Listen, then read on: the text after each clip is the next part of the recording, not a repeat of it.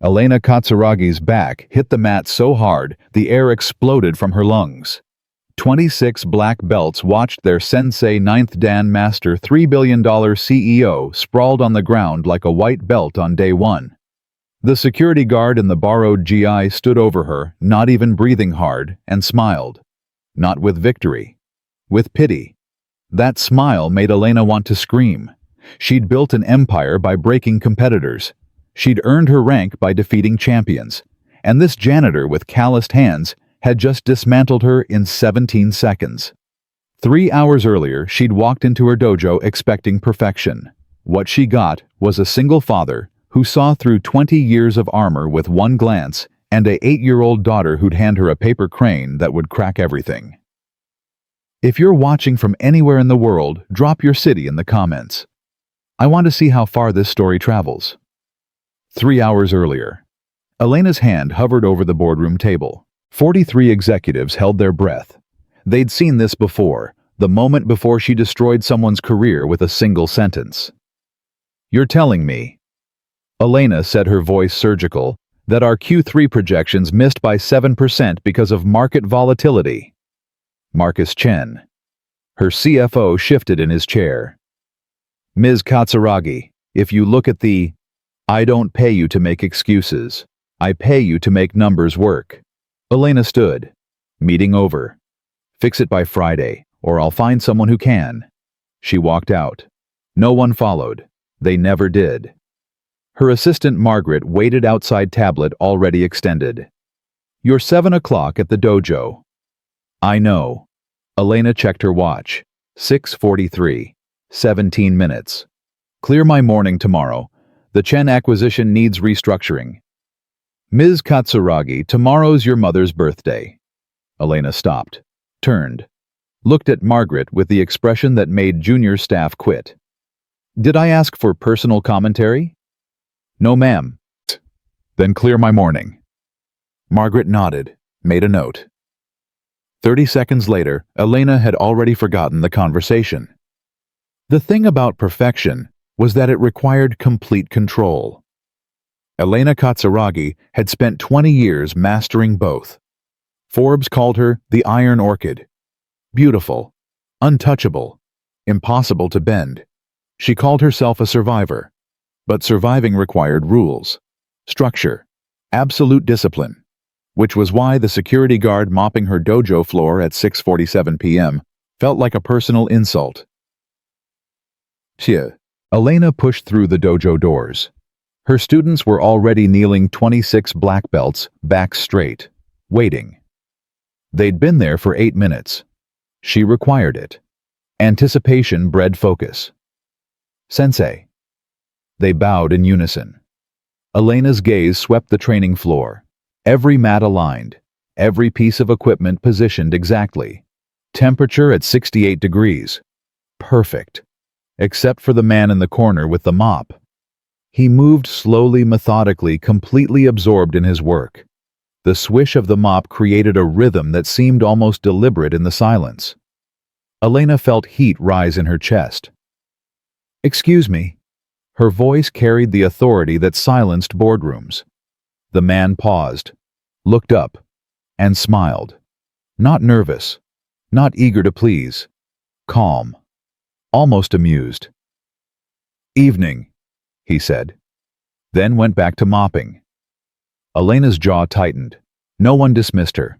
Not her board, not her competitors, certainly not the janitorial staff. She walked across the floor. Her students' eyes tracked her movement. They could smell confrontation. "I'm Elena Katsuragi. This is my dojo. Classes begin in 6 minutes." The man straightened, leaned on the mop. Up close, he was probably late 30s. Dark hair needing a trim. Brown eyes with lines around them, the kind from smiling too much or seeing too much. "James Rivera." He extended a hand. "Nice to meet you." His handshake was firm, calloused. Elena found herself momentarily off balance. Most people in her building treated her like a force of nature. This James Rivera treated her like a person, which somehow felt worse. "Classes begin at 7 sharp." Elena said, her voice taking the edge that made executives sweat. The cleaning schedule should accommodate that. Should be done in about 8 minutes, James replied, completely unruffled. Sorry for the inconvenience. He started to turn back to his work. Elena felt something she hadn't experienced in years. Someone was dismissing her. Actually, she heard herself say, since you're here, would you like to spar? The silence was absolute. Behind her, someone inhaled sharply. Jenny Martinez, probably. Her 8th-Dan student who'd trained for 3 years to earn the privilege of sparring with Elena once. And Elena had just invited the janitor. James stopped, turned, studied her face. That's kind of you, he said slowly. But I'm not really dressed for it. I'll lend you a GE. Elena wasn't sure why she was pushing this. Unless you're concerned about embarrassing yourself. It was calculated, the kind of provocation she used in negotiations. Force the opponent into a hasty decision through wounded pride. James did something unexpected. He smiled wider. You sure about that, Ms. Katsuragi? I'm sure about most things. Are you? James tilted his head. Because I'm not sure you want to do this. Something in his tone made Elena's competitive instincts flare. It wasn't arrogance. It was knowledge. The quiet confidence of someone who knew exactly what they were capable of. I'm a 9th-Dan master, Elena said. I think I can handle whatever you bring. James nodded slowly, like she'd just confirmed something. All right then. His smile widened. But only if you're ready to learn something. Elena felt her face flush. Her hands clench. In 38 years, no one had spoken to her with such casual disrespect. I beg your pardon. I said only if you're ready to learn something, James repeated. You seem like someone who takes losing pretty hard. I'd hate to ruin your evening. Behind Elena, someone gasped. David Kim, her former Marine student, muttered, "Oh shit." Elena's voice came out ice cold. Fine, let's see what you've got. 10 minutes later, James emerged in the borrowed GE.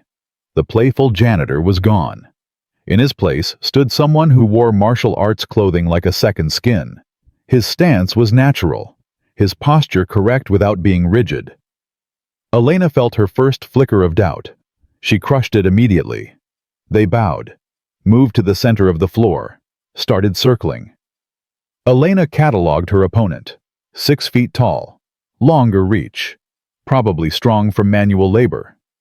But untrained strength was easy to redirect. She'd fought bigger opponents before. What bothered her was his composure. No nervous energy, no aggressive posturing, just presence. She decided to test him with basic technique. Elena stepped in diagonal, reaching for his wrist. Standard entry. She'd done it 10,000 times.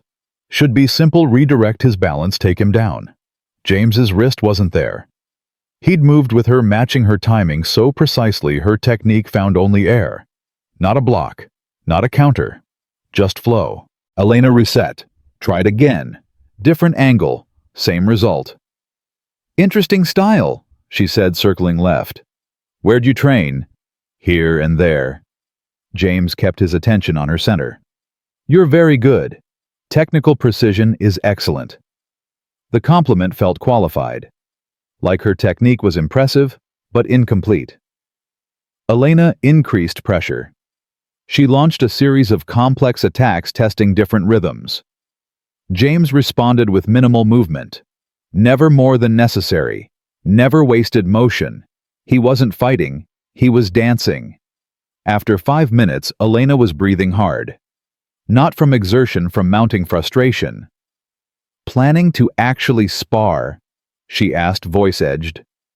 Or just avoid me all evening? James's smile returned. For the first time, he initiated movement. Simple grab for her wrist. Basic. Elementary. Elena moved to deflect with standard technique, confident his amateur approach would finally give her an opening. What happened next would replay in her mind for weeks. James's grab was a feint, perfectly timed, so her defense put her exactly where he wanted. As she moved to counter, he continued his motion, blending with her technique, until suddenly She was the one being redirected. Her balance shifted. Center of gravity moving wrong. She tried to recover. James was already there, hands providing just enough pressure to keep her momentum flowing. Elena hit the mat. Hard. She rolled to her feet, instinct taking over. But her mind was reeling. The dojo was silent. 26 black belts stared at their invincible sensei who'd just been thrown by a janitor. How? Elena's voice came out hoarse. You telegraph intentions half a second before you move, James said matter-of-factly. You rely on technique instead of intuition. Very pretty form. All surface level. The words hit like a physical blow. That's impossible. I've trained for 20 years. I've competed internationally. I believe it, James interrupted. Your technical knowledge is impressive, but you fight like someone who learned from books, not experience. I've had thousands of hours with world-class instructors. Against other students following the same rules, James observed. When's the last time you fought someone who didn't know they were supposed to lose? Elena opened her mouth, closed it. She couldn't answer. In her dojo, she was authority. Students came to learn, not defeat. In competitions, opponents knew her reputation and beat themselves before matches started. When was the last time she'd faced someone with no reason to defer to her? Again, Elena said.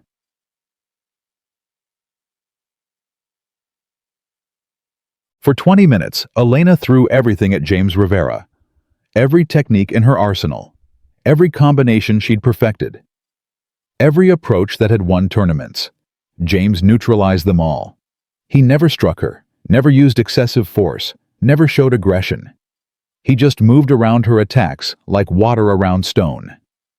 It was the most comprehensive defeat of Elena's adult life. Made worse because it didn't feel like defeat. James never tried to dominate. He simply demonstrated with quiet consistency that her years of training had prepared her for a kind of fighting that bore no resemblance to reality. When Elena finally stepped back, breathing hard and covered in sweat, she was forced to confront something new. She had no idea who she was when stripped of her advantages. "Where did you learn to fight like that?" she asked. "I was a paramedic for 9 years," James replied, his breathing barely elevated. "You learn a lot about reading people when lives depend on predicting what they'll do under stress." Something flickered across James's face. Shadow of carefully buried pain. Career ended 3 years ago. Medical discharge. Before Elena could ask more, a small voice interrupted. "Dad, are you done playing with the lady?" Elena turned. A girl, maybe 8, stood near the entrance. Dark hair and ponytails. James's same calm eyes. School backpack. Folded paper in her hands. "Almost Lily," James called. "Give me just a minute." The girl nodded, settled onto a bench, pulled out a sketch pad, and started drawing with intense focus. "Your daughter?" Elena asked. "Yeah." James's entire demeanor softened. "Lily. She comes after school while I finish work. Hope that's okay." Elena found herself nodding. The dojo had strict policies about children, but something about the quiet girl sketching felt right. "She's welcome," Elena heard herself say. James's smile returned. Different now, warmer. The smile of a father whose child had just been accepted. "Thank you. That means a lot." They bowed. Session formally ended. "Same time next week?" James asked. Elena nodded before thinking. Same time next week. After James changed and collected his daughter, Elena's students dispersed quickly. They sensed their sensei needed time to process. Elena stood in the center of her dojo, trying to understand what had just happened. She'd built her life on a premise superior skill applied with sufficient intensity overcame any obstacle. Her business success proved it. Her martial arts achievements confirmed it. James Rivera had just demonstrated her entire understanding was built on assumptions that crumbled under testing. As father and daughter prepared to leave, Lily approached with shy boldness. "I made this for you." She held out the folded paper. Elena accepted it. Felt her breath catch. An origami crane, perfectly formed from notebook paper. But what struck her wasn't the technical skill, it was the color. Bright yellow, like sunlight. "It's beautiful," Elena said. "Why yellow?" "Dad says yellow cranes are for people who forgot how to be happy." Lily replied with the wisdom of children who'd learned hard truths young. Giving someone a yellow crane means you want them to remember. Something cracked in Elena's chest, something she'd sealed away years ago. "Thank you, Lily. This is very kind." The girl beamed, ran back to her father. As they headed for the door, Elena heard Lily ask, "Dad, why was the lady crying during sparring?" "She wasn't crying, sweetheart," James said gently. "Sometimes when people discover something new about themselves, their eyes water, like tasting something spicy that's actually delicious." The door closed. Elena stood alone with a yellow crane in her hands and tears drying on her cheeks. For the first time in 20 years, she'd encountered something money couldn't buy. Reputation couldn't intimidate, and technique couldn't overcome. Someone who saw past her facade to something raw beneath. Elena locked up at 9:47, drove home through San Francisco streets. The yellow crane sat on her dashboard catching city lights. For the first time in years, she wondered if protection and strength were the same thing. Her phone buzzed at a red light. Text from Marcus Chen, her CFO. "Per your request, background check on new night security. James Rivera flagged in system. Former decorated paramedic. Medical discharge after incident 3 years ago. His wife?" The light turned green. Elena set the phone down. She'd read the rest at home, but something in her chest was already tightening. The way James's face had changed when he mentioned his career ending. The shadow in Lily's eyes despite her smile. The practiced way father and daughter moved around each other like survivors of the same storm. At home, Elena opened the full report Marcus had sent. Her hands started shaking halfway through. James Rivera. Decorated paramedic. 9 years of service. Commendations for bravery. Then 3 years ago, a call to a highway accident. His wife Maria in critical condition. James responding. Arriving on scene to find his own wife bleeding out. Doing everything right. Every protocol, every procedure. Watching her die anyway. PTSD diagnosis. Medical discharge. Single father. Took security job for health insurance and flexible hours with his daughter. The report included a photo from the funeral. James holding Lily. Both of them folded inward. Both of them trying not to break. Elena set the report down. Looked at the yellow crane on her desk. "Dad says yellow cranes are for people who forgot how to be happy." Her phone buzzed again. Another text from Marcus. "Also FYI, building management says Rivera specifically requested assignment to your dojo after his daughter mentioned it had peaceful energy. Thought you should know before next Tuesday. Want me to request a different security guard?" Elena stared at the message. Then at the crane. Then at her reflection in the dark window, a woman who'd spent 20 years building armor to protect herself from exactly the kind of pain James Rivera had survived. She typed back, "No, keep him assigned." Sent it. Set the phone down. Picked up the yellow crane. And for the first time since she was 18 years old, Elena Katsuragi cried for someone other than herself. Outside, the city lights sparkled like earthbound stars. Inside, something that had been frozen for 2 decades started very slowly to thaw. Tuesday arrived like a test Elena hadn't studied for. She'd spent the week replaying that 17-second throw, analyzing it like a failed merger, breaking down every movement, every mistake, every moment her technique had betrayed her. The yellow crane sat on her office desk now. Her assistant Margaret had noticed it that morning, started to comment, then thought better of it. Smart woman. Elena arrived at the dojo at 6:45, 15 minutes early. She told herself it was to prepare properly for the evening class. She knew she was lying, James was already there running a floor buffer in the far corner. He looked up when she entered, and that same calm smile appeared. Like he hadn't completely dismantled her entire understanding of herself 6 days ago. "Evening, Ms. Katsuragi?" "Elena." The word came out before she could stop it. "You can call me Elena." Something shifted in James's expression. Not quite surprise. More like recognition. "Elena," he repeated, testing the name. "James is fine then. Mr. Rivera makes me feel like I'm in trouble." "Are you in trouble?" Elena asked, not sure what she meant by it. James's smile widened. "That depends. You planning to throw me out for embarrassing you in front of your students? I'm planning to figure out how you did it." "Good." James shut off the buffer. "That means you're ready to actually learn something." Elena felt heat rise in her face, the same feeling she'd had last Tuesday when he'd first said those words. But now, after reading his file, after knowing what he'd survived, the heat felt different.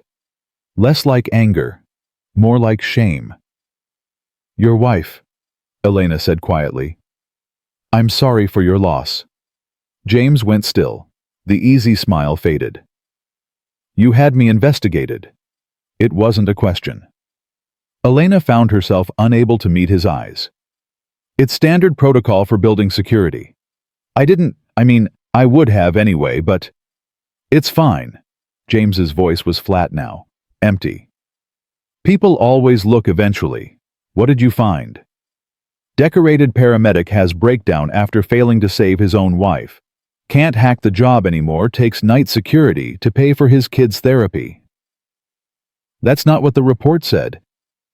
"That's what they all say." James turned back to his buffer. "Your students will be here soon. I'll finish up and get out of your way." Elena felt something twist in her chest. She'd spent 20 years reading people in boardrooms, learning exactly which words would cut deepest, which pressure points would make them fold. This felt like accidentally using that skill on someone who didn't deserve it. "James." He stopped, didn't turn around. "The report said you did everything right," Elena continued. "Every protocol, every procedure. It said the trauma surgeon who reviewed your work testified that no one could have saved her. Not with those injuries. Not in that time frame." James's shoulders tightened. "And I'm guessing," Elena added softly, "that knowing you did everything right doesn't make it hurt any less." The silence stretched between them. Elena waited. She was good at waiting. It was a negotiation tactic. But this felt different. This felt like giving someone space to breathe. Finally, James turned around. His eyes were red-rimmed but dry. "No," he said. "It doesn't." Before Elena could respond, the dojo door opened. Lily came in backpack, bouncing sketchpad clutched to her chest. She saw her father's face and went immediately still. "Dad." "I'm okay, sweetheart." James's voice shifted instantly softer, warmer. The tone of someone who'd learned to protect a child from his own pain. "Just talking with Ms. Katsuragi about work stuff." Lily looked at Elena with those two old eyes. Assessing. Deciding. "Were you mean to my dad?" "Lily," James started. "It's okay." Elena interrupted. She crouched down to Lily's eye level. "I asked your dad a question that hurt to answer. I shouldn't have done that. I'm sorry." Lily considered this, then nodded. "Dad says sorry is only good if you mean it." "I mean it." "Okay then." Lily turned to James. "Can I show her my new crane, the one with the stars?" James glanced at Elena, silently asking permission. "I'd like to see it," Elena said. Lily beamed, dropped her backpack and dug through it with the chaotic efficiency of 8-year-olds everywhere. She produced a crane folded from dark blue paper covered in tiny silver stars. "It's a night crane," Lily explained. "For people who are afraid of the dark but trying to be brave anyway." Elena took the delicate creation, feeling its weight in her palm. The folds were more complex than the yellow crane. This one had layered wings, dimensional texture. Did you design this yourself? Emma helped. She's better at the technical stuff, but I picked the paper. Lily pointed to the stars. Because sometimes you need to remember that dark doesn't mean empty. It just means you can't see the light yet. Elena felt her throat tighten. She looked at James, who was watching his daughter with an expression that broke her heart. Pure love mixed with pure terror, the look of a parent who knew he couldn't protect his child from understanding grief too young. "Thank you, Lily," Elena managed. "This is beautiful." "You can keep it," Lily said. "I make lots. Dad says it's good to give them away, because that way the happiness spreads." Elena's students started arriving then, and Lily retreated to her usual bench. James finished his cleaning and disappeared into the equipment room. The class proceeded normally, warm-ups, basic techniques, partner drills. But Elena couldn't shake the feeling that something had shifted. When class ended and students filtered out, James emerged to collect Lily. He paused near Elena. "Next Tuesday," he said. "If you actually want to learn, not just analyze, come early. 6:30, just us." Why? Because you can't learn to fight real when you're performing for an audience. James glanced toward the door where Lily waited. "And because I think maybe you need to remember the same thing my daughter's trying to teach you." "What's that?" "That being broken doesn't mean being finished." He left before Elena could respond. She stood alone in the dojo holding a night crane covered in stars, wondering when exactly she'd lost control of this situation. The next Tuesday, Elena arrived at 6:25. James was already there in his GI this time, stretching in the center of the floor. No mop, no buffer, just a man preparing to train. "You're early," he observed. "So are you." "I asked you to come early. That means I show up earlier." James straightened. "You ready?" "For what?" "To stop thinking and start feeling." Elena felt her defenses rise. "I don't—" "You think," James interrupted. "All the time, every second. You're thinking right now, analyzing my posture, calculating advantages, running through techniques in your head. I can see it in your eyes. That's called strategy. That's called fear." James moved to the center of the mat. "Real fighting happens too fast for thinking. You need instinct, intuition. The kind of knowing that lives in your body, not your brain. And you're going to teach me that in an hour? I'm going to teach you how to start." James gestured for her to join him. "Close your eyes." Elena hesitated. "Trust me," James added. "Or don't. But if you don't, we're wasting time." Elena closed her eyes. "Now breathe," James said. "Don't control it, just notice it." "This is meditation. I've done meditation." "Have you? Or have you performed meditation while thinking about your schedule?" Elena's jaw tightened, but she kept her eyes closed, focused on her breathing. In, out, in, out. "Good," James said. His voice came from her left now. "Now I'm going to attack you, slowly. I want you to respond without thinking. Just move." "That's not how—" "Elena." James's voice was gentle. "Stop knowing. Start feeling." She felt him move, sensed his approach before she heard it. Her body shifted instinctively, hands rising, weight adjusting. "Better," James said. "Again." They worked for 40 minutes, eyes closed. No techniques, no forms, just movement and response.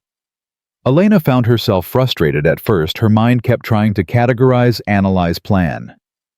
But gradually, something shifted.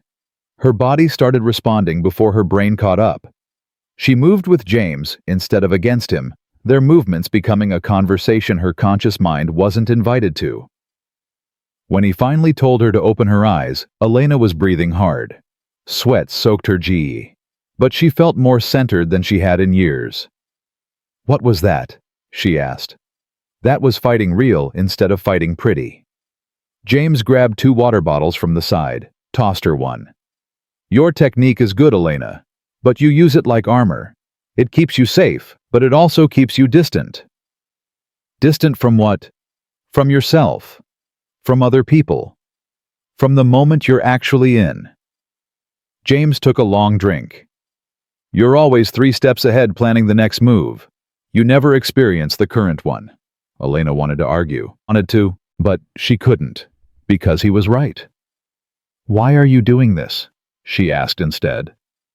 Teaching me, I mean. You don't owe me anything. James was quiet for a moment. When he spoke, his voice carried weight. Because watching you fight last week was like watching myself 3 years ago. Going through motions. Hitting marks. Looking perfect from outside but hollow inside. He met her eyes. And because Lily likes you. My daughter doesn't like many people. When she does, it means something. I'm not, Elena started. I'm not good with people, especially kids. You're good with Lily. I don't know how to be. That's why it works.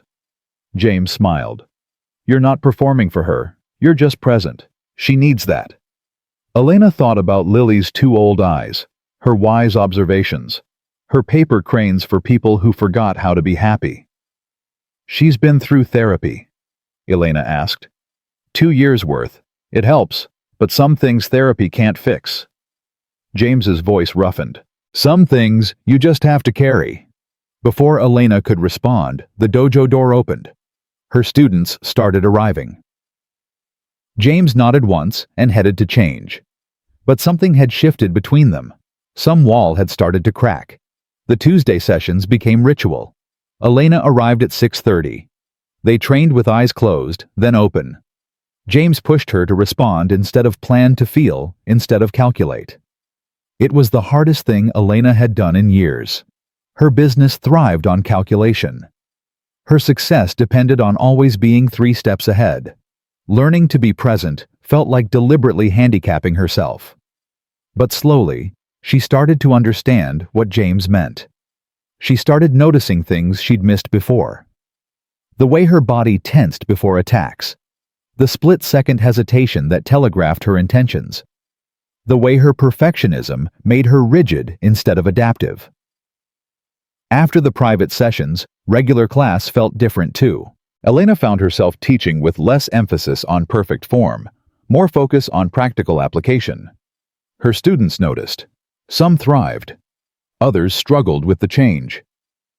Jenny Martinez approached her after class one Tuesday in late October. Sensei, can I ask you something? Of course. Are you okay? You've been different lately. Not bad different, just different. Elena considered the question. Was she okay? She wasn't sure. She felt more uncertain than she had in 20 years. More vulnerable, more exposed, but also strangely more alive. I'm learning, Elena said finally. Same as you. Jenny smiled. I like it. You seem more human now. After Jenny left, Elena stood alone in the dojo, turning that comment over in her mind. More human. When had she stopped being human? Or had she ever started? Her phone buzzed. Text from Margaret. Board meeting moved to Thursday 7 a.m. Chen wants to discuss your reduced presence at headquarters. Exact words, is Ms. Katsuragi still committed to this company? Elena stared at the message. She'd been leaving work early on Tuesdays, skipping morning meetings to think, turning down networking events that used to be non-negotiable. The old Elena would have panicked, would have worked twice as hard to prove her commitment, would have sacrificed anything to maintain her position. The new Elena, whoever she was becoming, just felt tired. She texted back, "Tell Chen I'll address the board Thursday. And Margaret.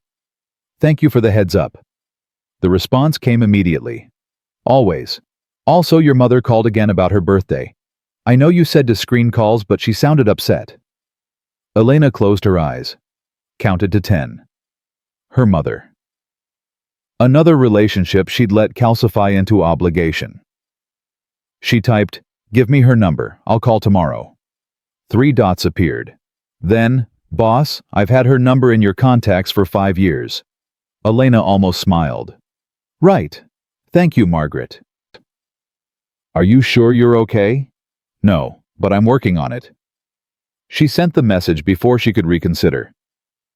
November brought rain and the first real test of whatever was developing between her and James. The Pacific Northwest Martial Arts Association announced their annual demonstration.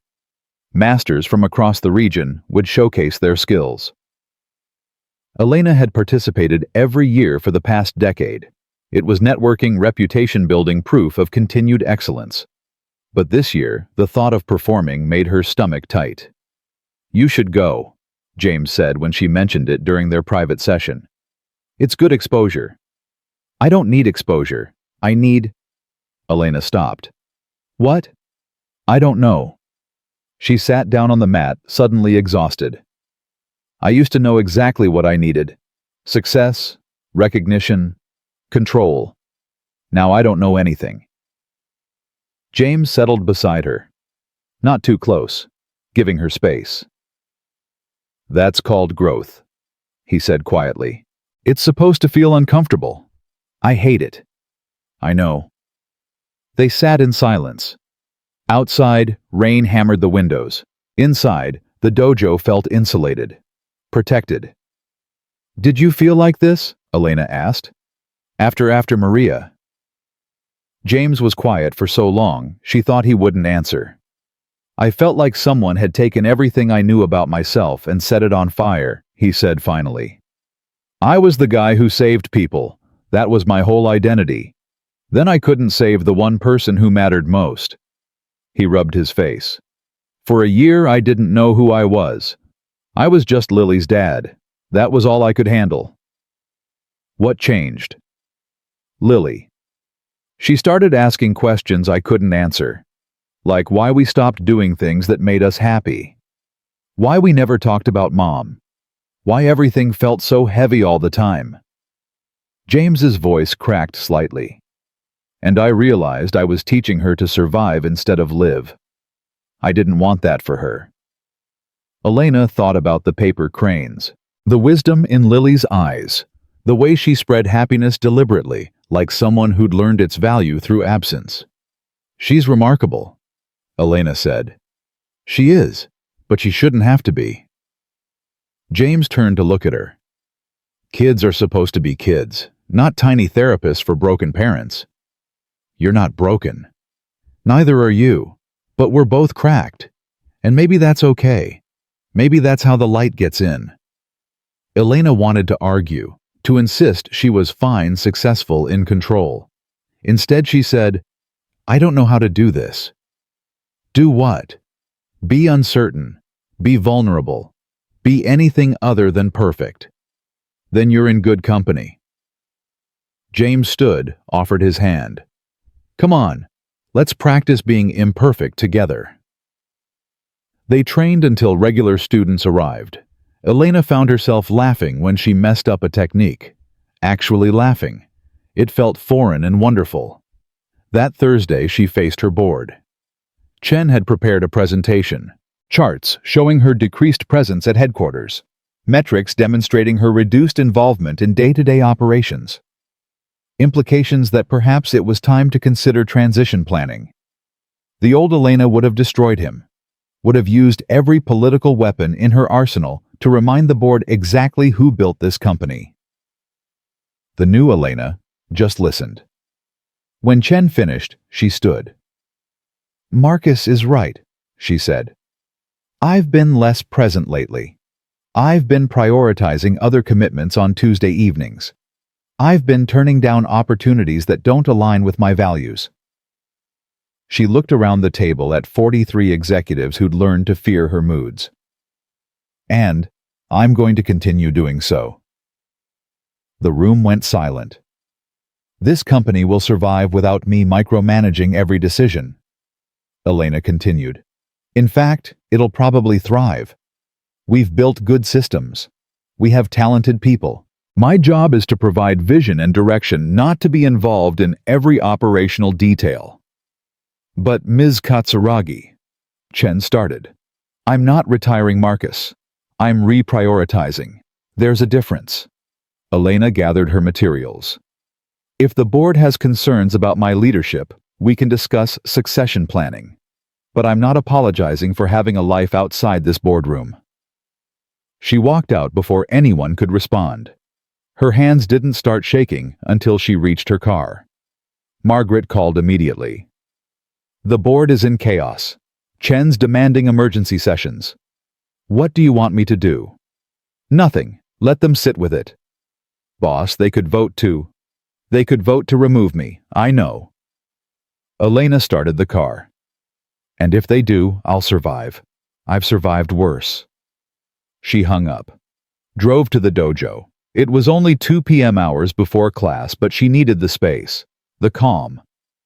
James was there replacing light fixtures. He looked surprised when she entered. Everything okay? I think I just committed career suicide. She told him about the board meeting, about walking out, about possibly losing everything she'd built. James listened without interrupting. When she finished, he set down his tools. How do you feel? Elena expected to feel terrified. Instead, she felt light. Free, she admitted. Is that crazy? No, that's honest. James smiled. Sometimes the cages we build for ourselves are harder to escape than the ones other people build for us. What if they fire me? Then you'll figure out what comes next. That's what people do.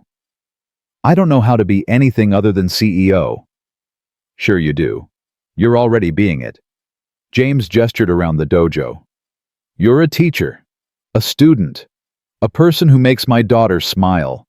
Those are real things, Elena. Maybe more real than any corporate title. Elena sat down on the mat. Let herself feel the weight of uncertainty. This is terrifying. Yeah, James agreed. Growth usually is. They sat together until Lily arrived from school. She took one look at Elena's face and immediately pulled out her sketch pad. 20 minutes later, she presented Elena with a drawing. 2 figures sitting side by side. One holding a briefcase. One holding a mop. Both looking at stars. This is for when you're scared of changing, Lily explained. It reminds you that different jobs can look at the same beautiful things. Elena felt tears prick her eyes. Thank you, Lily. You're welcome. Lily climbed onto the mat beside her. My therapist says change is like origami. You have to unfold before you can make something new. Your therapist is very wise. She's okay. Sometimes she uses too many big words.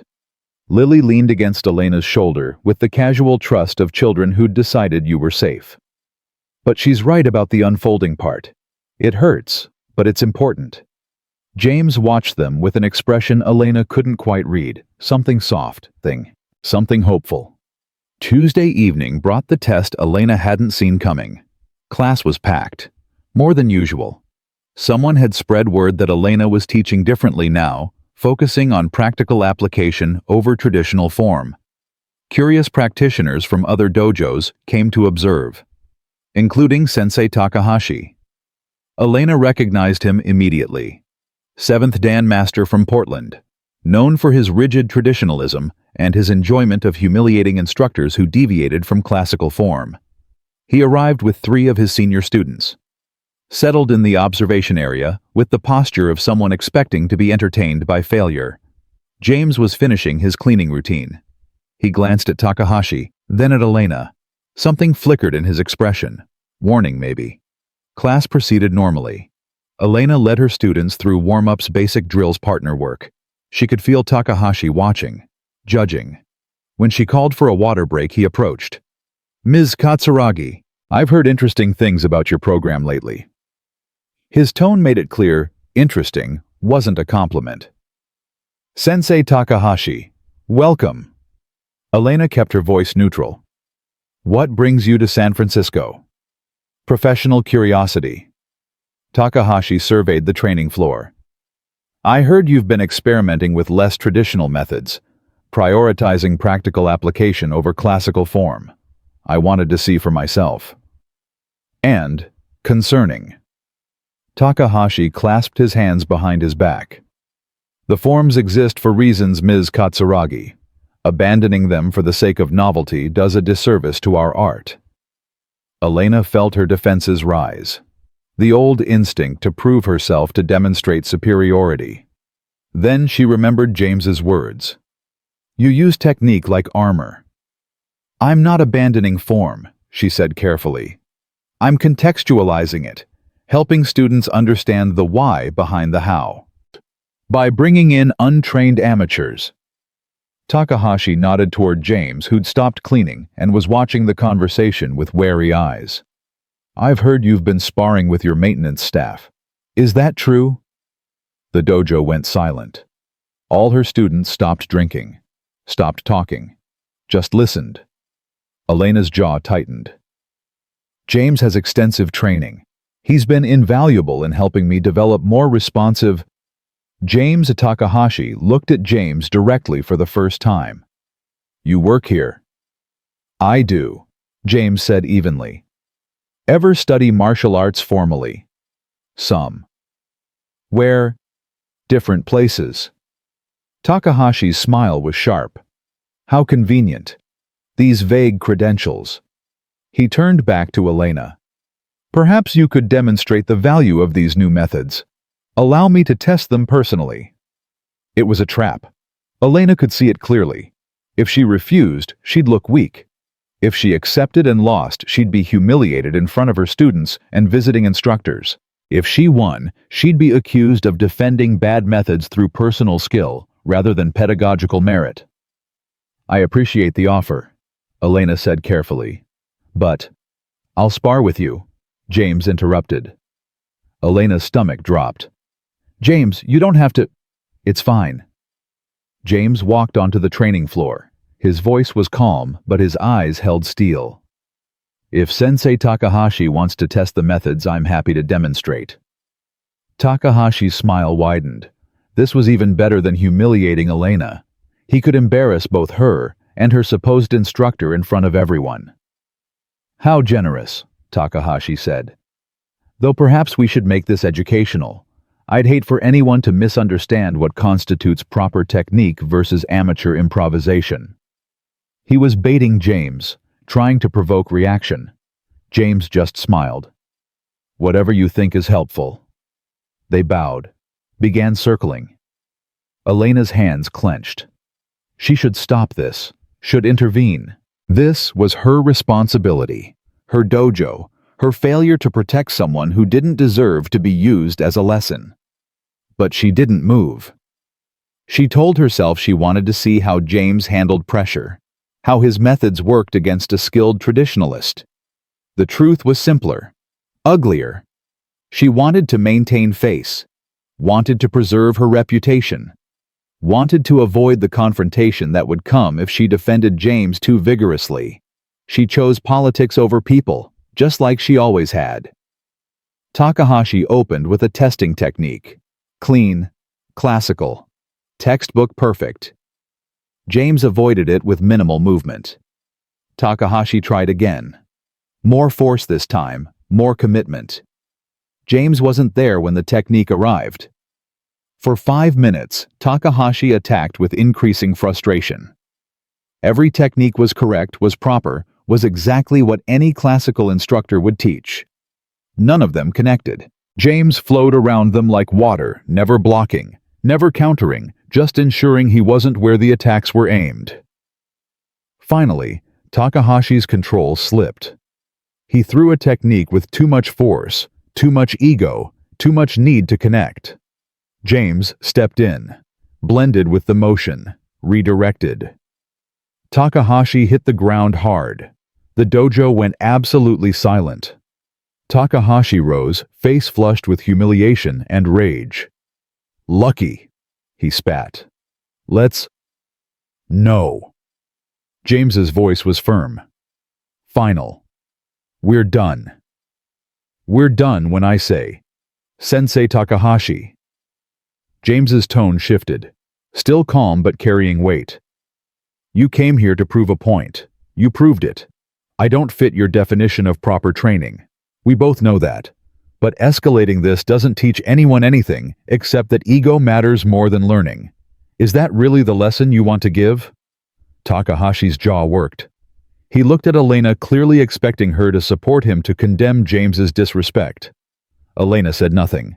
The silence stretched. Finally, Takahashi bowed stiffly, gathered his students, left without another word. Class resumed, but the energy was wrong, uncertain. Her students kept glancing at James at Elena, trying to understand what had just happened. When class ended and everyone left, Elena found James in the equipment room, changing out of his GI. "Thank you," she said, "for stepping in." James didn't look at her. "Don't. I'm serious. You didn't have to. You let him use me as a lesson." James's voice was flat, empty. "You stood there and watched him try to humiliate me because you were more concerned about politics than people." Elena felt cold. That's exactly what it was. James finally turned to face her. "I get it, Elena. I do. You've built something here. You have reputation to maintain. But you just proved exactly what I've been trying to teach you hasn't actually changed anything. That's not fair, isn't it? When it mattered, when you had to choose between protecting someone and protecting your image, which one did you choose?" The question hung between them like an accusation. Because he was right. Elena had stood there, had let Takahashi demean James, had said nothing while a master instructor treated her friend like an amusing curiosity. She'd failed the test she hadn't known she was taking. "I'm sorry," Elena whispered. "I don't want sorry." James grabbed his bag. "I want you to decide who you actually want to be.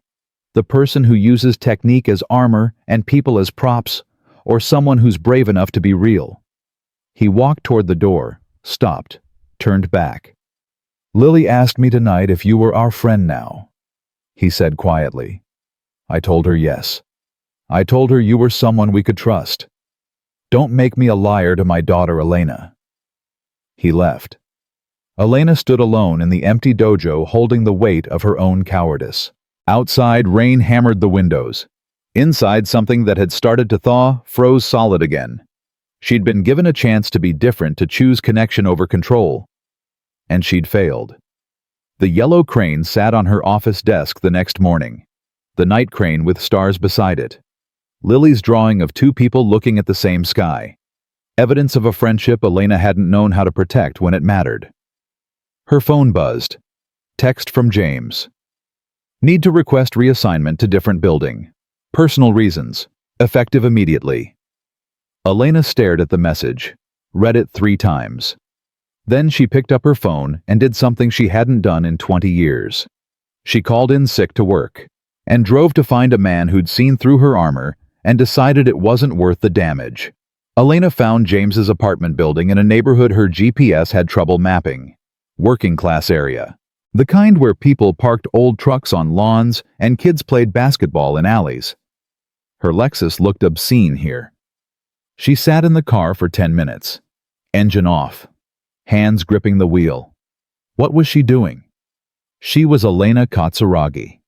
She didn't chase down employees who quit.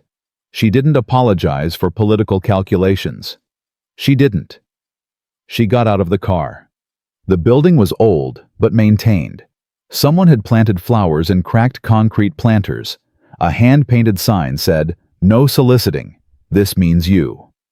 Elena climbed to the 3rd floor, found apartment 3C, knocked. Nothing. She knocked again. The door opened. But it wasn't James. It was Lily, still in pajamas even though it was almost noon. Her eyes were red. "Ms. Katsuragi." "Hi, Lily. Is your dad home?" Lily's face crumpled. "He's in bed. He gets like this sometimes, on her days." Her days? Mom's days, when she died, or got sick, or they got married. Dad says there's too many days to remember, and it makes everything hard. Lily wiped her nose with her sleeve. "I'm supposed to go to Emma's house, but Dad forgot to set his alarm, and I don't want to leave him alone when he's sad." Elena felt something crack in her chest. "Can I come in?" Lily hesitated, then nodded. The apartment was small, clean, but cluttered with the kind of comfortable chaos that comes from actually living somewhere. Art supplies covered the kitchen table. Lily's drawings taped to walls. Photos everywhere. A woman with James's eyes and Lily's smile. Maria. "Wait here," Lily whispered. She disappeared down a short hallway. Elena heard muffled voices. Lily's high and worried. James's low and rough. Then James emerged. He looked terrible, unshaven, hollow-eyed, wearing sweatpants and a faded EM t-shirt that had seen better days. "What are you doing here?" His voice was flat. "I came to apologize." "You already did that." "No, I said sorry, that's different."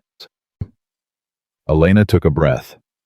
"I stood there and let Takahashi use you as entertainment. I chose reputation over integrity.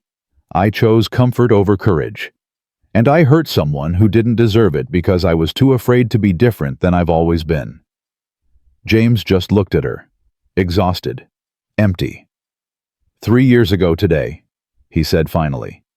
"I held my wife while she bled out on the I-5, did everything right, every protocol, every procedure, wasn't enough." He rubbed his face. "And the worst part of me was thinking about the other victims, the other people who needed help. Part of me was already moving on to the next emergency while she was still dying in my arms." "James, you asked me once why I left paramedicine. That's why. Because when it mattered most, when the only person who ever really mattered needed me, I was still thinking 3 steps ahead, still calculating, still performing my job instead of being present for my wife." His voice cracked. "So yeah, Elena, I get it. I get choosing performance over presence. I get being so afraid of failing that you fail anyway. I wrote the goddamn manual." Elena felt tears on her face. "I don't know how to be different." "Neither did I. Still don't most days." James sank onto the couch. "But Lily needs me to try. So I keep trying." "What if I want to try?" "Then you try. But not for me. Not for us. For yourself." James looked at her with those exhausted brown eyes. "You can't fix yourself by fixing someone else, Elena. That's not how it works." Lily appeared in the hallway.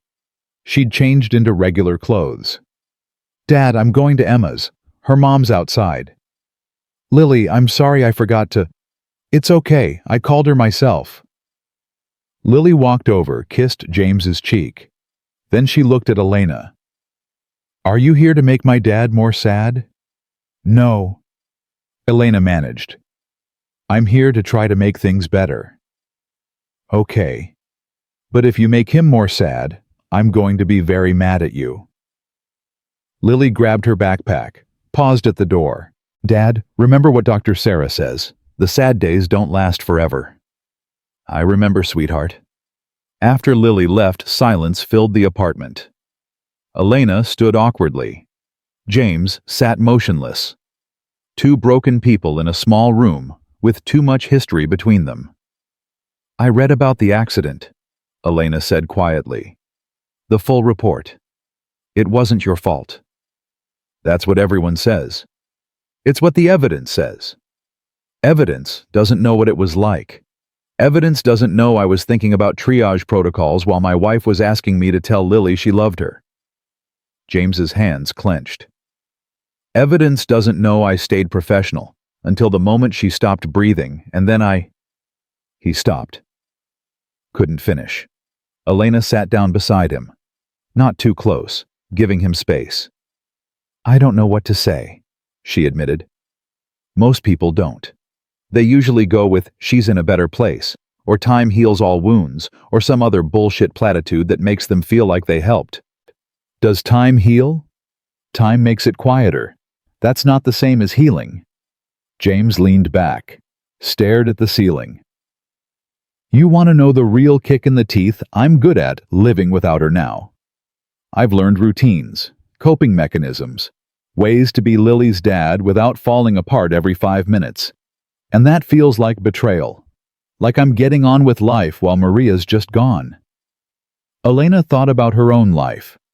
The walls she'd built, the emotions she'd locked away because feeling them was too dangerous. "I think I've been dead for 20 years, she heard herself say. Not literally, just not alive. Going through motions, hitting marks, looking successful from outside, but empty inside." James turned to look at her. "And then you and Lily showed up and suddenly, I'm feeling things I haven't felt since—" Elena stopped, realized what she was about to say, said it anyway. "Since my father told me emotions were weakness and success required sacrifice." "What did you sacrifice?" "Everything." The word came out broken. "Friendships, relationships, joy, the ability to be anything other than perfect." Elena wiped her face. "I'm 38 years old, and I don't know who I am without my company title and my martial arts rank. I don't know what I like, what makes me happy, what I want from life beyond winning." "That's terrifying," James said. "Yes. Also brave. Admitting it." Elena laughed bitterly. "I'm not brave. I'm a coward who let someone humiliate you because I was afraid of looking weak." "You're human. Humans are cowards sometimes. That's different than being a coward all the time." James was quiet for a moment. "You know what Lily said to me last night, after we got home." "What?" "She said, Ms. Katsuragi looked scared when that mean man was talking, like she wanted to help but didn't know how." James's voice softened. "My 8-year-old daughter saw what I was too angry to see. You weren't choosing politics over people. You were frozen. Didn't know what to do. That's different." "Is it?" "Yeah, because cowardice is knowing the right thing and choosing wrong. Confusion is not knowing what right looks like." James rubbed his face. "I was too hard on you last night. I was already having a bad day anniversary coming up and I took it out on you. That wasn't fair." "You were right, though, about me using technique as armor, about me not actually changing." Elena felt something break open in her chest. "I want to change, James. I just don't know how." "Start small. Start honest." James met her eyes. "What do you actually want right now? This moment?" Elena thought about it. Really thought. Stripped away should wants and strategic wants and practical wants. "I want to sit here with you and not feel like I have to perform," she said finally. "I want to help, but I don't know how. I want Lily to not be mad at me. I want—" She stopped. The next words felt too vulnerable. "Say it," James prompted gently. "I want to matter to someone in a way that's not about what I can do for them." The admission hung between them. "You matter to Lily," James said quietly. "She's been asking all week when you're coming over, when she can show you her new origami book, when we're having dinner with you again." He paused. "We've never had dinner with you. Would you like to?" "Yeah, I would." Something shifted. Some wall that had been rebuilt started cracking again. "I'm not good at this," Elena warned. "Friendship. Connection. Not trying to control everything." "Neither am I. But maybe we can be bad at it together." Elena almost smiled. "That's the same thing you said about being imperfect. I've got limited material. I'm a janitor, not a poet." But James was almost smiling too. They sat in comfortable silence. Elena looked around the apartment, really looked. Saw the life that had been built here. The photos of Maria smiling. The drawings Lily had made. The origami cranes hanging from fishing line in the window turning slowly in the breeze. "She made those after Maria died," James said, following her gaze. 1,000 of them. There's a Japanese legend that if you fold 1,000 cranes, you get a wish. Lily folded them, hoping it would bring her mom back. Did you tell her it wouldn't? Didn't have to. She's a smart kid. But she kept folding anyway.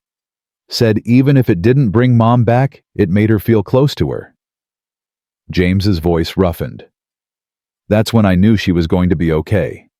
When she figured out how to carry grief without letting it destroy her. How old was she?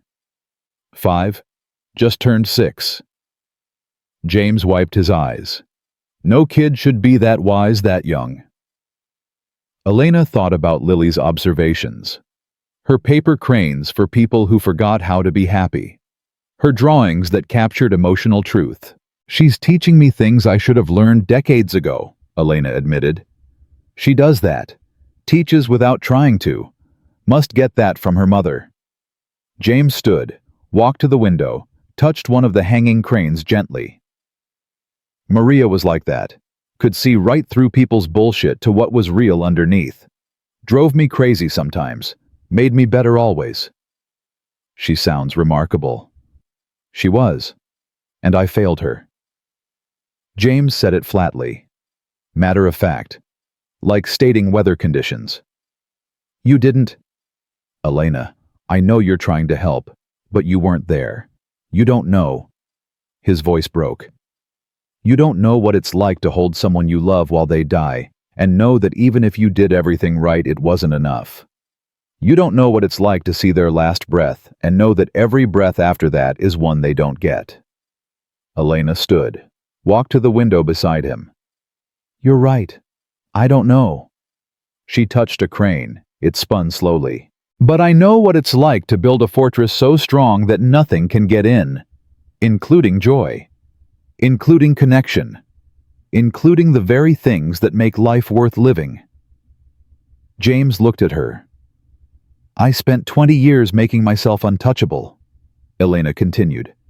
Invulnerable, perfect. And I was so busy being invincible that I forgot to be alive. She turned to face him. You lost someone you love. I lost myself. I'm not saying they're the same, but maybe we're both trying to figure out how to exist in the wreckage. James was quiet for a long time. You're more insightful than you pretend to be, he said finally. Years of therapy I refused to acknowledge was helping. James laughed. Actually laughed. Jesus, we're a pair, aren't we? The worst, Elena agreed. Should probably come with warning labels. They stood at the window, watching cranes turn. Outside, the city moved at its usual pace. Inside, something was shifting, some weight being redistributed. I don't want you to leave, Elena said quietly. The dojo. Tuesday nights, the whatever this is. Friendship, James supplied. It's called friendship. Right. That. Elena felt heat in her face. I'm bad at those. I've noticed. But you're trying. That counts. James moved away from the window. I can't come back yet, though. Not until I figure some stuff out. Anniversary week is always hard. Throws me off. Makes me... He gestured vaguely at himself. This. What if I helped Elena? Not fixed it. Not made it better. Just sat with it. With you. Elena felt like she was walking off a cliff. You've been helping me learn to be present. Maybe I could return the favor. James studied her face, looking for something. You don't have to do that. I know, but maybe I want to. Why? Because you matter to me. The words came out simple. True. And because Lily was right. Being lonely together is better than being lonely alone. James's eyes reddened. That's a lot, I know. You don't have to... Yeah. James's voice cracked. Yeah, okay. You can stay. So Elena stayed. They didn't do anything profound. Didn't have breakthrough conversations or solve deep problems. They just existed in the same space. James made coffee. Elena sat at the kitchen table covered in art supplies. They talked about nothing weather traffic, the way Lily organized her colored pencils, by emotional association instead of color spectrum. She says blue is for peaceful, but also for sad, James explained. So the light blues go with the yellows because peaceful sad is different than angry sad. That makes sense, actually. Does it?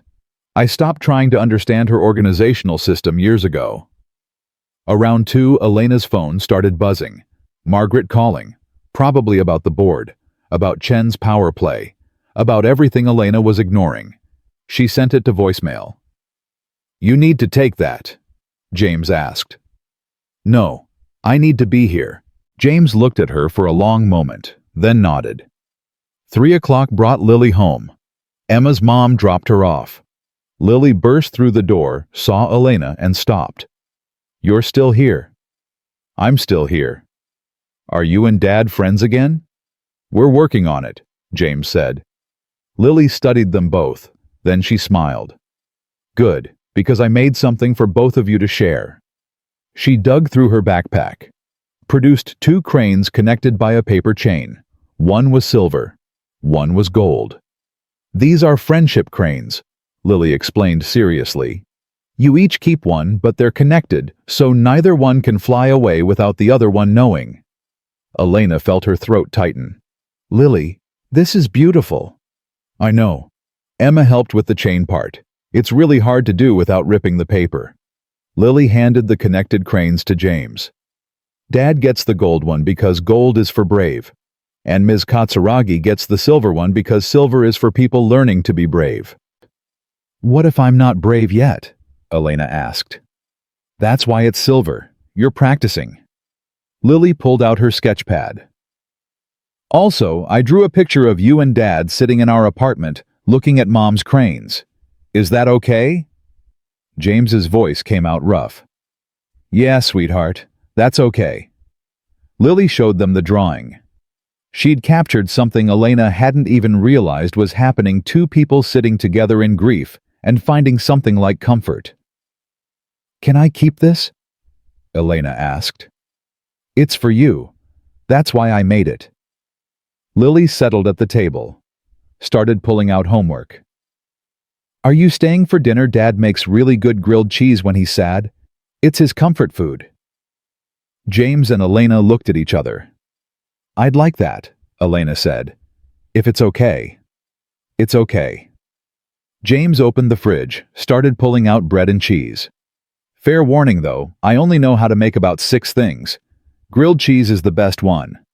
I only know how to order takeout, so this is already an improvement." Lily giggled.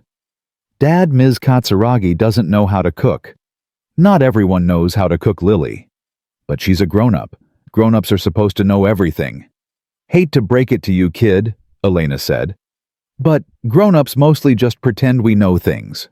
Lily considered this. That explains a lot, actually. They ate grilled cheese at the art supply covered table. Lily told them about her day, Emma's cat, her math homework, the boy in her class who ate glue and had to go to the nurse. Normal, comfortable, the kind of domestic scene Elena had never experienced. After dinner, Lily asked if Elena wanted to see her origami collection. They went to Lily's room, small but bright, covered in drawings and paper creations. "This is my serious collection," Lily explained, showing a shelf of complex designs. "And this is my practice collection where I'm learning new folds. And this is my feelings collection where I make things when I'm sad or mad or confused." The feelings collection was extensive. "You make a lot when you're feeling things," Elena observed. "Dr. Sarah says it's healthy to express emotions through art." Lily picked up a crane that looked angry, sharp folds, aggressive wings. "This was from when Dad forgot my parent-teacher conference because he was having a bad day." "Did you show it to him?" "Yeah." "He cried.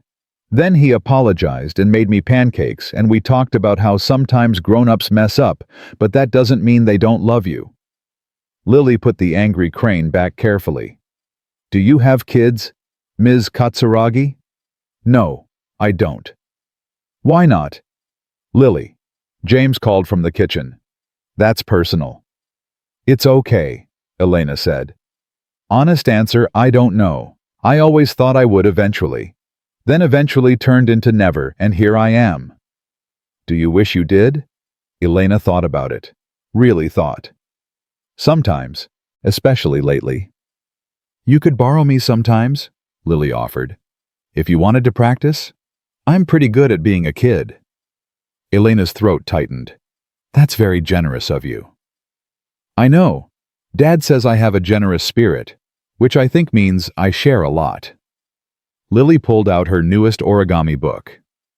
Want to learn a new design? This one's called a lotus. It's super hard. They spent an hour folding. Elena's lotus looked deformed. Lily's was perfect. But Lily didn't judge. Just showed Elena where the folds went wrong and how to fix them next time. The secret is patience, Lily explained. You can't rush the folds or the paper remembers wrong. The paper remembers. Emma says that's not scientifically accurate, but it feels true. Lily started another lotus. Mom used to say that too. That paper had memory, that every fold told a story. Your mom sounds like she understood a lot about art. She did. She made beautiful things. Lily's hands slowed. I don't remember her as much as I used to.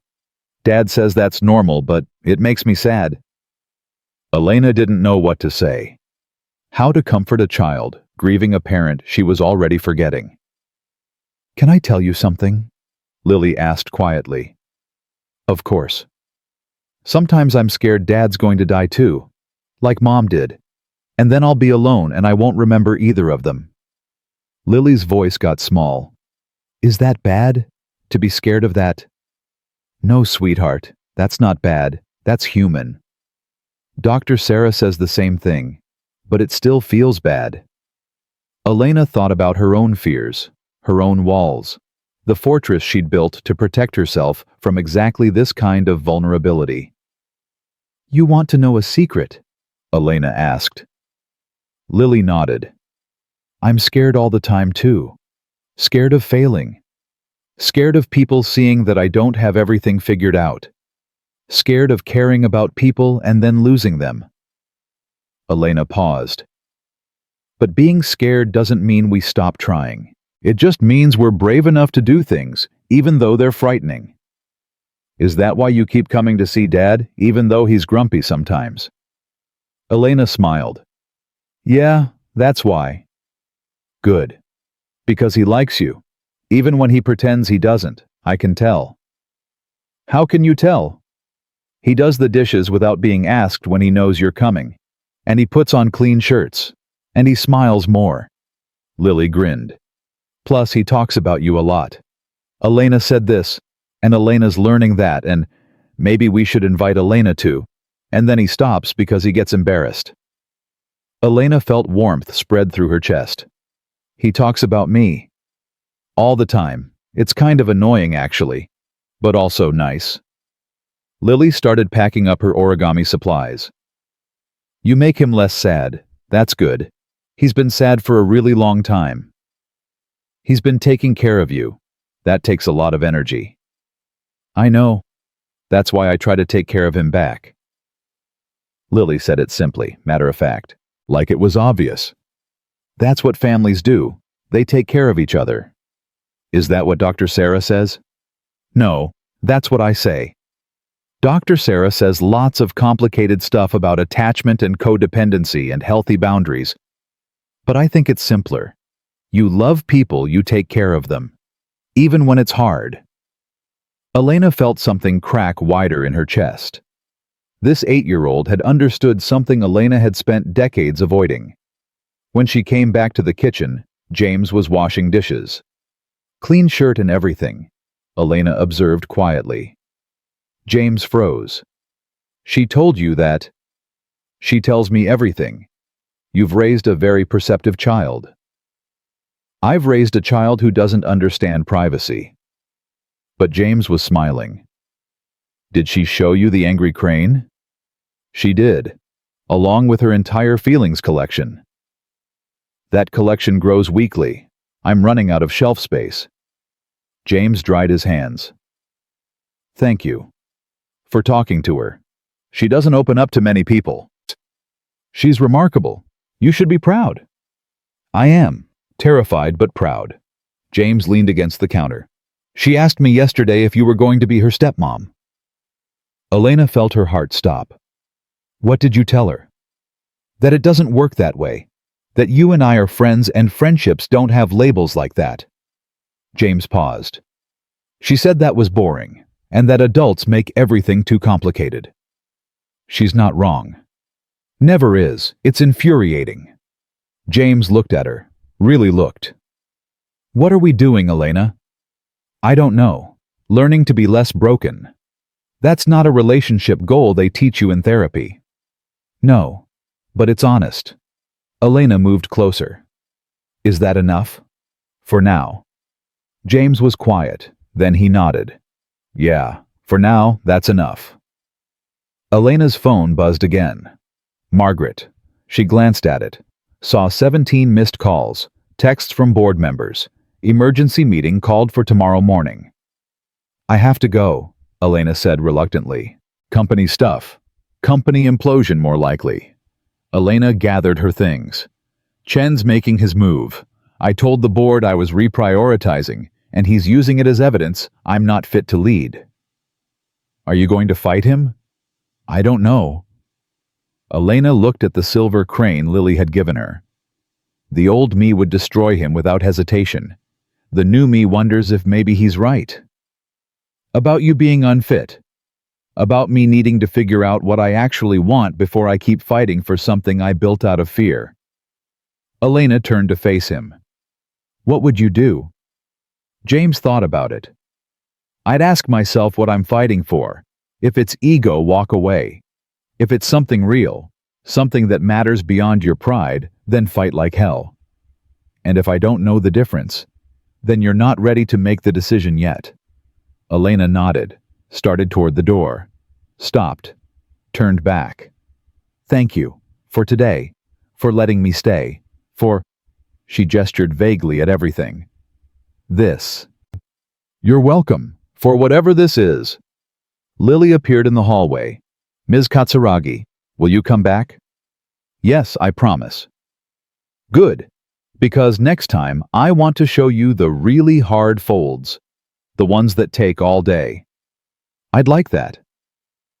Driving home, Elena felt something shifting. The board meeting tomorrow would either destroy her career or force her to finally decide what she actually valued. Either way, something was ending. The question was, what would rise from the ashes? Her phone rang. Margaret. Elena answered. I know. Emergency board meeting. Chen wants my head. I'll be there. Boss. Margaret's voice was tense. It's worse than that. He's brought in external auditors, found inconsistencies in how you've been billing personal development time. The dojo classes the reduced hours. He's arguing it's misuse of company resources. Elena felt cold. I've never billed the company for the dojo. No, but you've been leaving work early, calling in sick, skipping events that could have generated business. He's framing it as dereliction of duty. That's insane. That's politics, and he's got the board scared. Stock's been volatile. Investors are nervous. One bad quarter and they're looking for blood. Elena pulled over, sat in her car breathing. This was it. The moment she'd been avoiding. Fight for the empire she'd built, or let it go and discover who she was without it.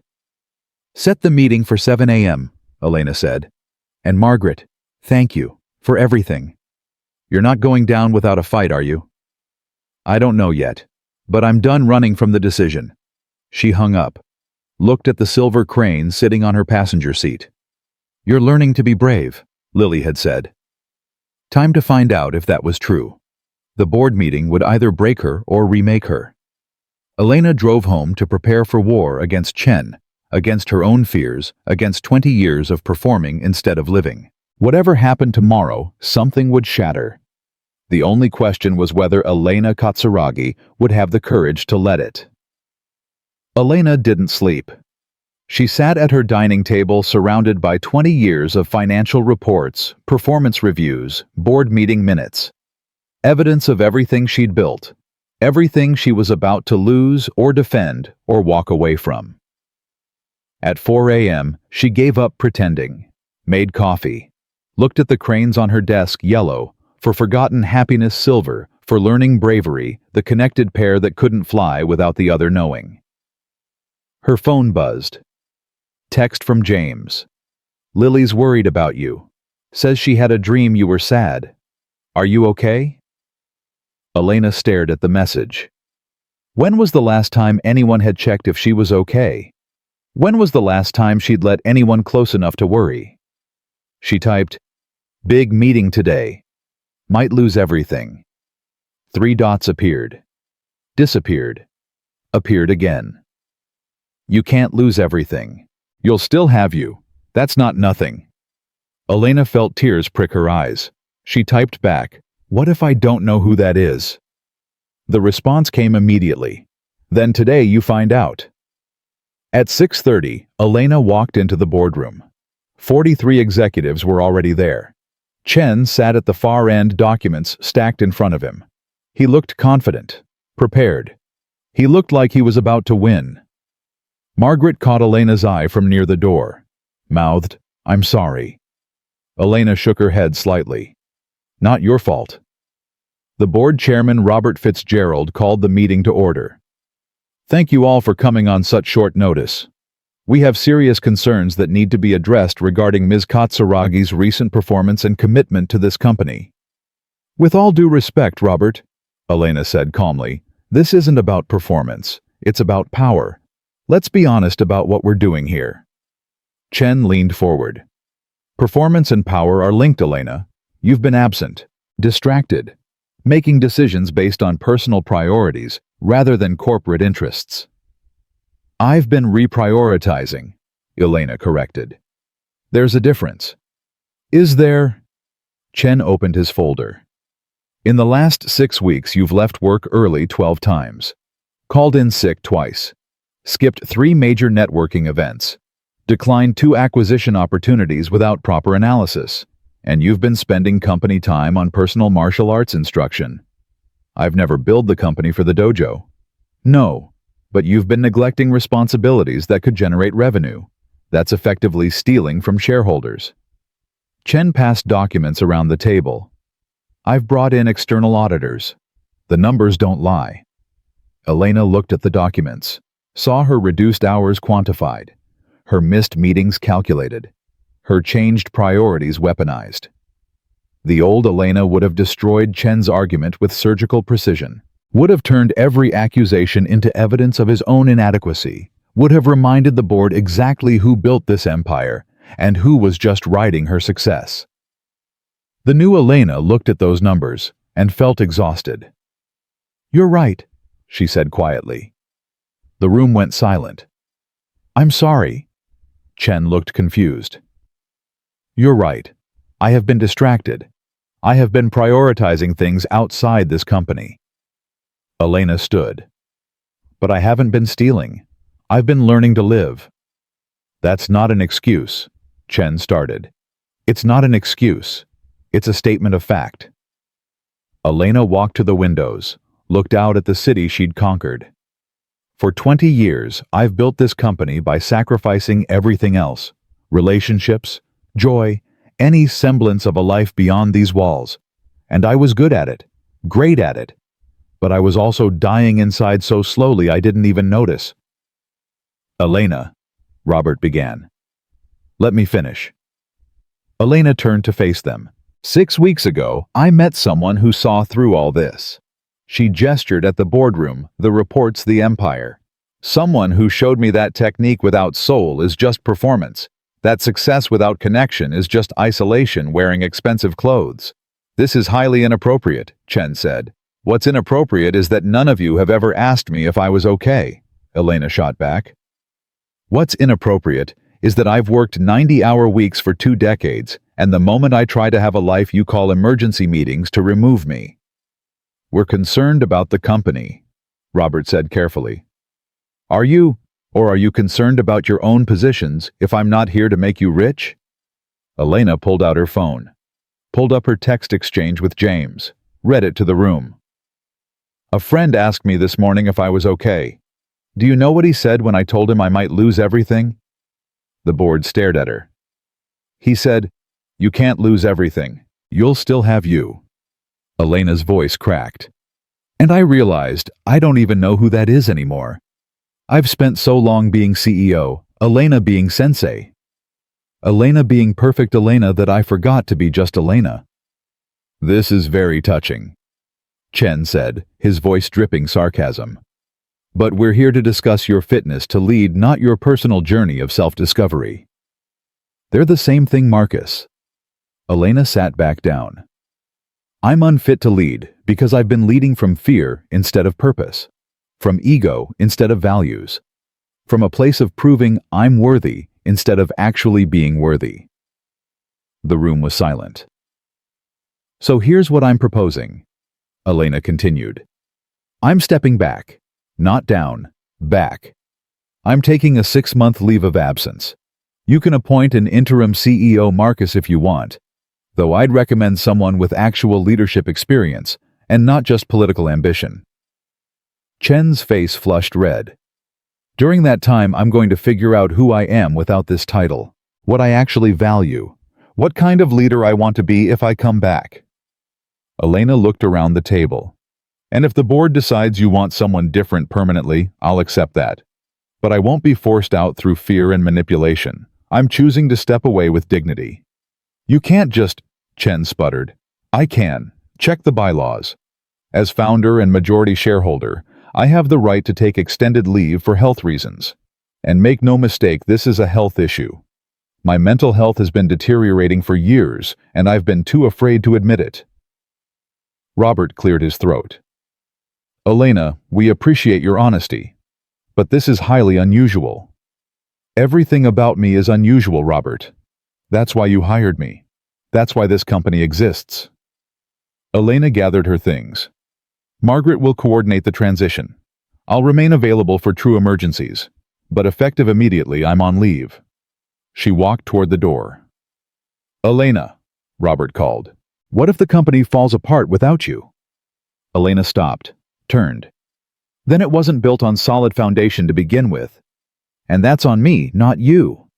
She paused. But I don't think it will. You're all smart, capable people. You just need to learn to function without me controlling everything. Consider this an opportunity. She left the boardroom. Heard the chaos erupt behind her as soon as the door closed. Margaret followed her to the elevator. Boss, what just happened? I jumped off a cliff. Elena pressed the button. No idea if there's water at the bottom or rocks. Are you okay? Elena thought about it. Felt the terror mixing with something that might be relief. Ask me in 6 months. The elevator doors closed. Elena rode down 43 floors, walked out of her building, got in her car, and had absolutely no idea where to go. She'd spent 20 years knowing exactly where she was supposed to be every moment of every day. Now she had nothing but time and no idea how to fill it. She drove without destination, found herself in James's neighborhood, parked outside his building. It was 8:30 a.m. He'd be at work. Lily would be at school. No one was home. Elena sat in her car and cried. Not polite tears, not controlled emotional release. Full-body sobbing that came from somewhere deep and broken and finally allowed to surface. She'd just walked away from everything she'd built, everything she was, and she had no idea if she'd made the bravest decision of her life or the stupidest. A knock on her window made her jump. James stood there in his work uniform holding 2 coffee cups. He gestured for her to roll down the window. What are you doing here? Elena managed. Saw your car. Figured you might need coffee. James handed her a cup through the window. Also figured you might need someone who understands what it's like to walk away from who you used to be. How did you know? Lily told me you had a big meeting. You're here at 8:30 on a Wednesday morning crying in your car. Doesn't take a genius. James walked around to the passenger side. Can I get in? Elena unlocked the door. James settled into the passenger seat, sipped his coffee. Didn't say anything. Just sat with her while she cried. After a while, Elena's breathing steadied. I quit, she said. Did you? Took a leave of absence. 6 months. Might become permanent. How do you feel? Terrified, relieved, completely unmoored. Elena wiped her face. I have no idea what to do with myself. That's normal. When you left paramedicine, what did you do? After James was quiet for a moment. Honestly, I fell apart. Spent about 3 months drinking too much, sleeping too little, and scaring the hell out of Lily. Then her school counselor called to say my daughter was having panic attacks because she thought I was going to die like her mom did, and I realized I had to make a choice. What choice? Fall apart or fall together. I couldn't stop the falling. That was already happening, but I could choose whether I fell alone or brought Lily into it with me. James looked at her. I chose to fall in a direction where she could see I was okay, where I could show her that breaking doesn't mean finished, that you can rebuild from pieces. And did you rebuild? Still working on it. Some days are better than others, but I'm here. I'm present. I'm trying. James paused. That's all anyone can do. Elena thought about the board meeting, about Chen's face when she'd walked out, about the empire she'd just abandoned. What if I can't rebuild? What if there's nothing underneath all the performance? Then you start from nothing and build something real. James finished his coffee. But I don't think you're nothing, Elena. I think you're just so used to wearing armor that you forgot you have skin underneath. That's disgustingly poetic for 8:30 in the morning. I contain multitudes. James smiled. Come on. Let's get you out of this car. Sitting in parking lots crying is depressing. Where are we going? My apartment. I'm on late shift today. You can sit somewhere comfortable while you have your existential crisis. Elena almost laughed. That's very generous. I'm a generous guy. Ask my daughter. They went upstairs. Elena sat on the same couch where she'd sat 3 days ago. But everything felt different now. Lighter somehow. Or maybe just less certain. James made more coffee, put a blanket over her shoulders, sat in the chair across from her. Okay, he said. Tell me everything. So Elena did. She told him about Chen's accusations, about the auditors, about standing in front of the board and realizing she'd rather lose everything than keep performing. About walking out with no plan, no safety net, no idea what came next. James listened without interrupting. When she finished, he nodded slowly. You did the brave thing. The stupid thing. Same thing sometimes. James leaned forward. Elena, I've watched you for weeks now, seen you trying to change, trying to be different, trying to let people in. But you've been doing it while still holding on to the old life, still trying to be CEO and sensei and perfect. Today you let go. That's not stupid. That's evolution. Evolution feels terrible. Most growth does. James stood, walked to Lily's room, came back with a book. Lily wanted me to give you this if you came back. She's been carrying it around for days. It was a children's book about a caterpillar becoming a butterfly. Inside the front cover, Lily had drawn a picture. Elena in a business suit on one side, Elena in a G on the other. Between them a cocoon. Under the drawing, Lily had written in careful letters, "The caterpillar has to get squishy before it can fly. That's okay. Squishy is part of the process." Elena felt her throat close.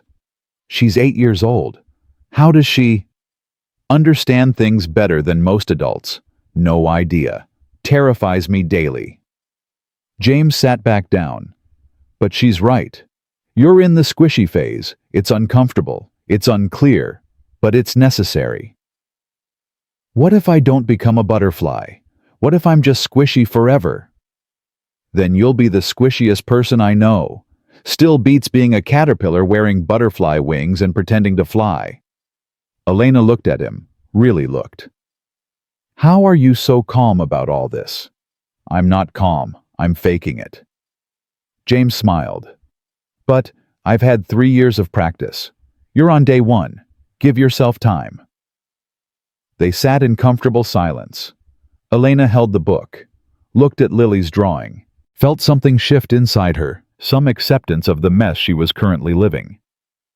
Can I ask you something? Elena said finally. Sure. When Maria died, did you know immediately that you had to change? Or did it take time? James's face went distant. I knew immediately. But knowing and doing are different. Took me about a year of making everything worse before I actually started changing. He rubbed his face. I kept trying to go back to who I was before. Kept thinking if I just worked harder, pushed more, forced it enough, I could return to normal. But there was no normal to return to. That person died with Maria. I had to learn to be someone new. Do you like who you became? Some days. Other days I miss the guy who knew what he was doing. James met her eyes. But I love my daughter more now. I'm present more now. I'm real more now. So yeah. Overall I like this version better. Even if he's messier.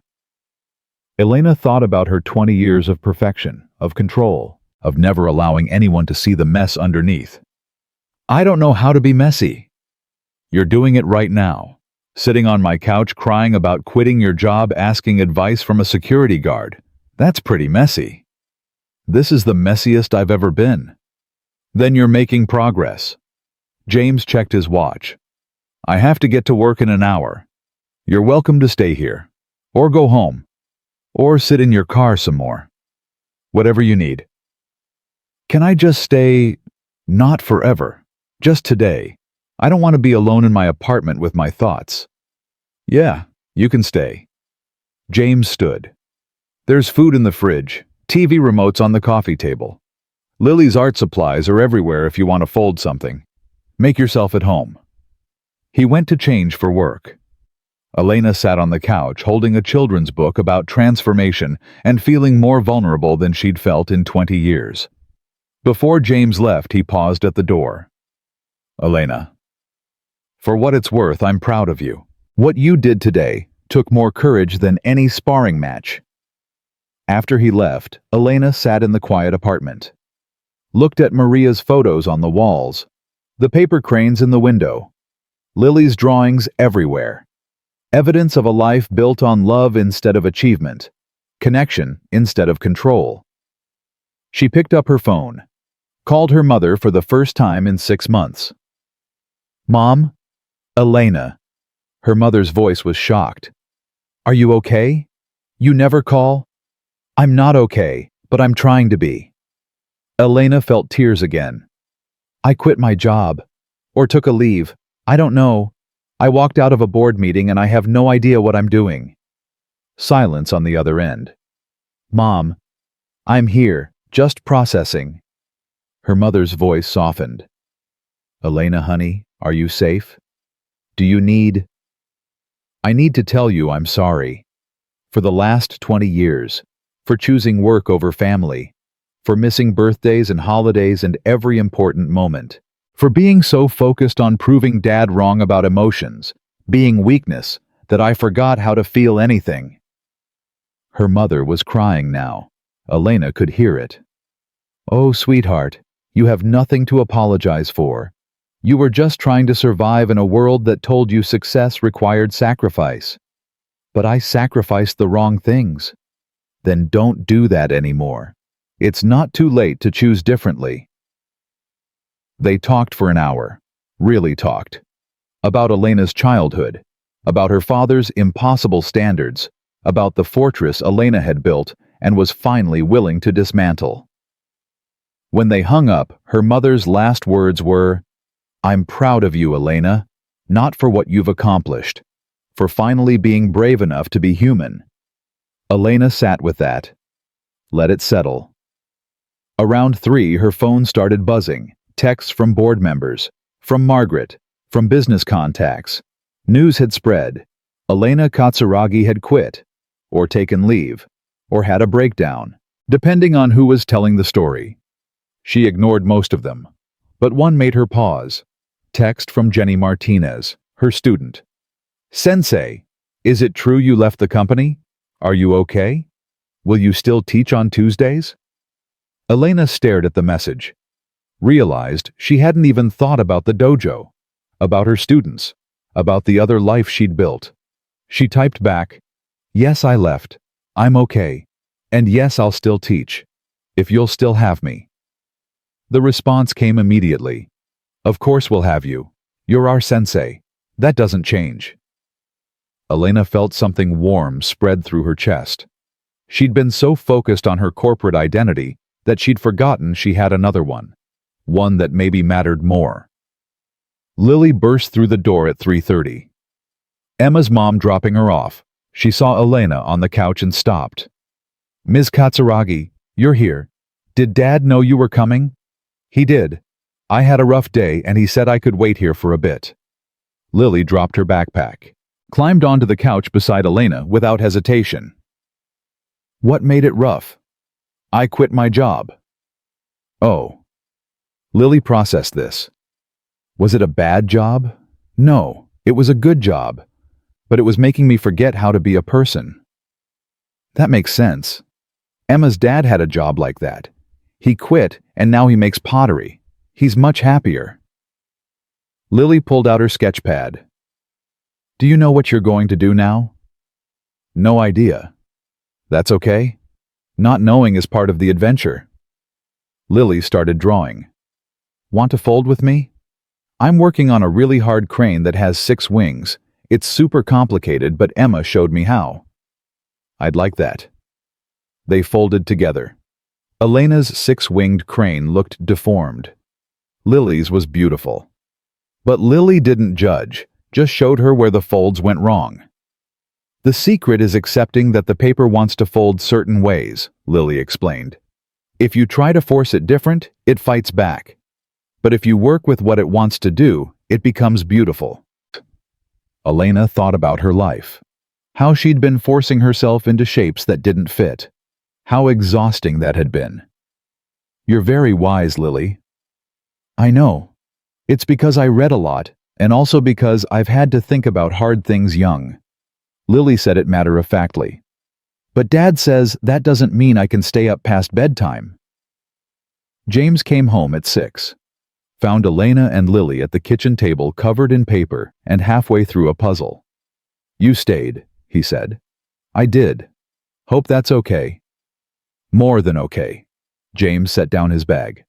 "Lily, did you do your homework?" "Not yet. I was teaching Ms. Katsuragi the 6-wing fold. Homework first, then origami." "But Dad, homework, go." Lily groaned dramatically, but gathered her school stuff. Paused before heading to her room. "Ms. Katsuragi, will you stay for dinner?" Elena looked at James. He nodded slightly. "I'd love to." After Lily disappeared, James sat across from Elena. "How are you doing?" "Better. Talked to my mom, talked to Lily, folded a lot of paper, had a mild panic attack around noon, but powered through it. That's progress. Is it I'm unemployed sitting in your apartment and my biggest accomplishment today was not having a full breakdown? That's not nothing." James reached across the table, took her hand. "Elena, you spent 20 years running on autopilot. The fact that you're feeling anything right now, even panic, is progress." Elena looked at their hands. "Thank you. For this. For letting me fall apart here instead of alone." "That's what friends do." "Is that what we are, friends?" James smiled. "I don't know. What do you think?" Elena thought about it. About the connection they'd built. About how safe she felt here. About how much Lily's acceptance meant. "I think we're people learning to be brave together," she said finally. "Friends is probably too simple a word. What's more complicated than friends?" "I don't know yet, but I want to find out." James's smile widened. "Yeah, me too." They sat holding hands across a table covered in origami paper while Lily did homework in the next room and dinner needed to be started. It was domestic and simple and the most real thing Elena had experienced in decades. "So," James said eventually, "what's next for Elena Katsuragi, newly unemployed?" "Tomorrow morning, I'm teaching at 7. Tuesday evening, I'm teaching my regular class. Between those, I'm going to figure out who I am without corporate titles and performance expectations." "That's ambitious." "I'm an ambitious person, apparently." Elena squeezed his hand. "But I'm also going to practice being present. being uncertain, being okay with not having answers. That's even more ambitious. Yeah, but I have good teachers. Elena looked toward Lily's room. Your daughter's been showing me how. She's good at that, showing people what matters. James stood. Come on, let's make dinner. Nothing fancy. Just pasta and whatever's in the fridge. But it'll be real food made by real people. That's enough for tonight. That sounds perfect. They cooked together. Nothing sophisticated. But Elena found joy in the simplicity. In chopping vegetables. In stirring sauce. In setting a table for 3. When Lily emerged homework finished, she smiled at the scene. This looks like a family dinner, she observed. Is that okay? James asked. More than okay. Lily climbed into her chair. This is what I wished for when I folded my 1,000 cranes. Not Mom coming back. Just not being so alone anymore. Elena felt her heart break and heal simultaneously. You're not alone, Lily. I know. Not anymore. Lily reached for the salad. Can we do this again? Family dinners? James looked at Elena, silently asking. Elena nodded. Yeah, we can do this again. They ate pasta, talked about nothing important. Lily told them about school drama. James told bad jokes.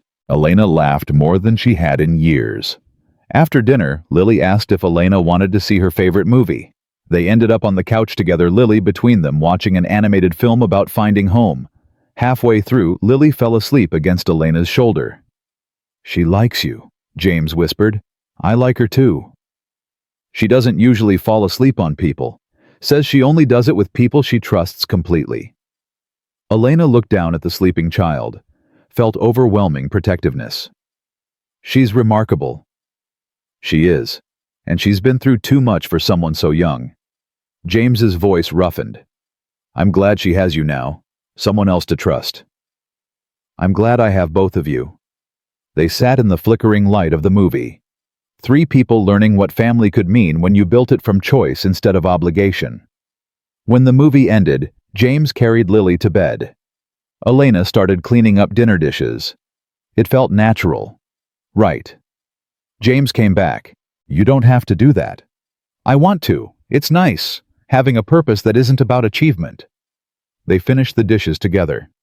When the kitchen was clean, they stood in the small space, not quite touching, but not quite apart either. I should go, Elena said. Didn't move. You should. James agreed. Also, didn't move. Thank you. For today. For everything. You keep thanking me. You know that I don't know how else to express what this means. Try this. James stepped closer. Just be here, right now, present. Not thinking 3 steps ahead, not planning, just existing in this moment. Elena tried. Stopped her mind from racing forward. Stopped analyzing. Stopped performing. Just existed. James was close enough that she could feel his warmth. See the lines around his eyes. Smell his soap and the coffee they'd drunk, and something uniquely him. This is terrifying, she whispered. I know. I don't know what I'm doing. Neither do I. What if I mess this up? Then we figure it out. Together. James touched her face gently. Elena, I'm not asking you to have answers. I'm just asking you to be brave enough to be uncertain. I'm not good at uncertain. Nobody is. That's why it takes courage. They stood in the quiet kitchen while the city hummed outside and Lily slept down the hall. 2 broken people trying to figure out if their pieces fit together. Finally, Elena stepped back. I should really go. This time she meant it.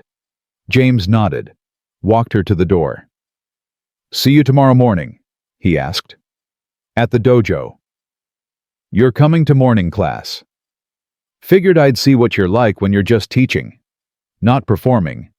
Just being sensei. That's going to be different now. Without the company. Without the pressure. I don't know what kind of teacher I'll be. Then we'll find out together. James smiled. That's becoming our theme. Elena left, drove home through the San Francisco night. Her apartment felt different when she walked in. Less like a fortress, more like just a space. She looked at the cranes on her desk, at Lily's drawings on her wall, at evidence that she was building something new. Her phone buzzed. Text from Margaret. Boss, the board's in chaos. Chen's already trying to position himself as permanent CEO. They're asking if you'll reconsider the leave. What should I tell them? Elena looked at the message for a long time. Then she typed, "Tell them no." And Margaret, "Stop calling me boss. I'm just Elena now, still figuring out what that means." She sent it, set the phone down, picked up paper, started folding.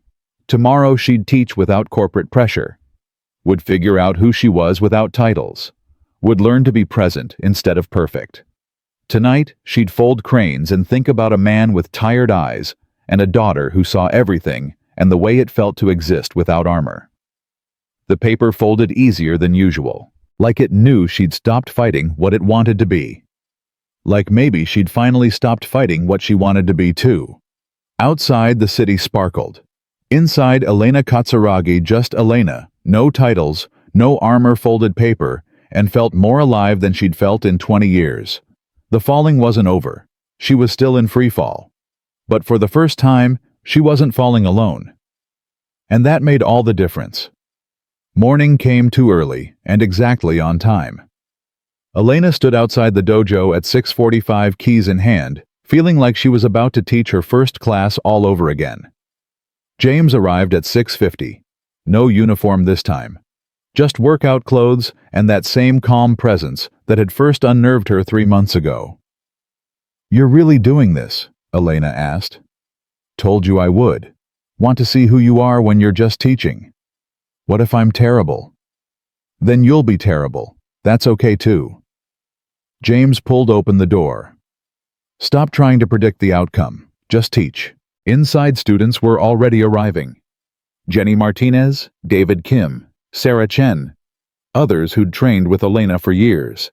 They looked uncertain, curious, like they were waiting to see if their sensei had fundamentally changed or just had a temporary breakdown. Elena bowed to the training floor, felt the familiar peace of the space settle over her. No board watching, no reputation to protect, no performance required. Just her, the mat, and people who came to learn. "Good morning," she said, her voice steadier than expected. "Before we begin, I want to acknowledge that things have changed. I've changed. I left my company yesterday to figure out who I am without corporate titles and performance pressure." The students exchanged glances. No one spoke. "That means my teaching will probably change too," Elena continued. "I don't know exactly how yet, but I'm done pretending I have all the answers. I'm done performing perfection. From now on, we learn together. We fail together. We grow together." Silence. Then Jenny raised her hand. "Sensei, does this mean you're going to be less scary?" Elena almost smiled. "Probably not, but I might be less scary for the right reasons." They started with warm-ups. Elena moved through familiar patterns, but felt them differently. Less performance, more presence. She caught herself thinking ahead 3 times and deliberately stopped. Returned to the moment. James watched from the side. Not judging, just observing. Elena found his presence grounding instead of distracting. When they moved to partner work, Elena paired with David. "Attack me," she said. "For real. Not the polite version where you're afraid to actually challenge me." David hesitated. "Sensei." "Elena, and I mean it. Attack like you mean it." David did. Full commitment. Real speed. Elena moved to respond with her usual technical precision, then stopped. Let her body respond instead of her brain. She didn't execute perfect technique. She adapted, flowed, made mistakes, and corrected them mid-motion. David ended up on the ground, but Elena had gotten there through instinct instead of rehearsed patterns. "That was different," David said, getting up. Better or worse? Different. More real somehow. They worked for an hour. Elena teaching not from superiority, but from shared exploration. Students made mistakes. So did she. They laughed together, figured things out together. When class ended, students lingered. "Sensei," Sarah said carefully, "that was the best class I've had in years. You were, I don't know, present." "Thank you. I'm trying to be." After everyone left, James walked onto the mat. "Well, you're a completely different teacher without the armor," he said. "Better, more real, more effective. I made so many mistakes. You made human mistakes. Then you corrected them. That's better teaching than fake perfection." James moved into ready position. "Want to spar?" "Now, unless you're scared." Elena smiled, took her stance. "Always." They moved together. But this time, Elena wasn't trying to prove anything. Wasn't trying to dominate or impress. Just responding. Adapting. Being present. She still ended up on the ground more than she'd like. But she was learning. Actually learning. When they finished both breathing hard, James extended his hand, pulled her up. "You're getting better at this," he said. "Being present or being thrown?" "Both." They stood close. Not quite touching. Elena felt the pull between them, something that had been building for months and was finally allowed space to exist. "James," she started. Her phone rang. "Margaret." Elena almost didn't answer. Then remembered the dojo was technically still a business expense on company books. She couldn't completely ghost her former life yet. "Margaret." "Boss Elena, sorry." "Elena." Margaret sounded stressed. "The board wants to meet with you, today if possible." Chen's been positioning himself as permanent CEO, but the shareholders are revolting. Stocks dropped 12%. Major clients are threatening to pull contracts. They need you back. Elena felt the old pull, the instinct to fix, to control, to prove she was indispensable. "Tell them no." "What?" "Tell them I'm unavailable. I'm on medical leave. They need to figure it out without me. Elena, the company is imploding." "Then maybe it needed to. Maybe I built something that couldn't function without me because I needed to feel needed." Elena looked at James, who was watching her carefully. "Tell them I'll consult if they want, on my terms, but I'm not coming back to save them from their own inability to lead." "Are you sure?" "No, but I'm doing it anyway." Elena paused. "Margaret, you should update your resume. When Chen takes over, he'll fire anyone loyal to me." "Already done. Got 3 interviews lined up." Margaret's voice softened. "For what it's worth, I'm proud of you. You're choosing yourself for once." After she hung up, Elena stood in the quiet dojo trying to process what she'd just done. "That was brave," James said. "That was terrifying." "Same thing. They're going to fail without me, the company. It's going to collapse and it'll be my fault. Or they'll figure it out, or they won't, and something new will rise from the ashes." James moved closer. "Elena, you can't save everyone from their own consequences. That's not strength. That's codependency. When did you become so wise?" 3 years of therapy and a very perceptive 8-year-old. James smiled. "Speaking of which, Lily wants to know if you're coming to her art show tonight. She's got 3 pieces in it, and she's convinced you're her good luck charm." "I promised I'd be there." "Good, because she made me swear I'd bring you. Threatened to be very disappointed if you didn't show." James paused. "Fair warning, though. Emma's mom is going to be there, and Emma may have told her mom that you and I are dating." "Are we?" "I don't know. Are we?" Elena thought about it. About the weeks of training together, the dinners at his apartment, the way Lily had fallen asleep on her shoulder, the way James saw through every defense she built. "I want to be, but I'm a mess right now. I don't know who I am or what I'm doing with my life. That's not fair to..." "Elena." James took her hands. I'm a widower, with PTSD raising an 8-year-old who's been through too much.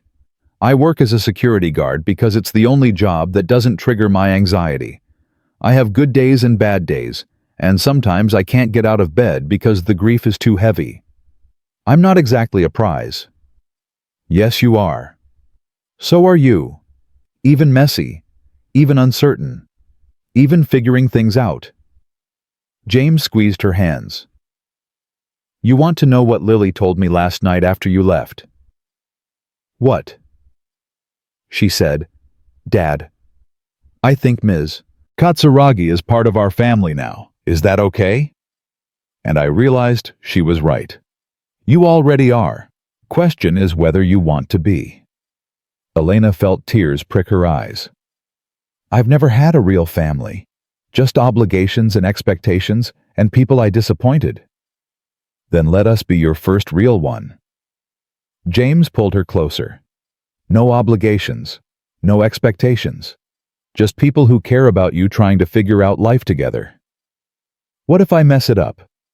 Then we'll figure it out. That's what families do.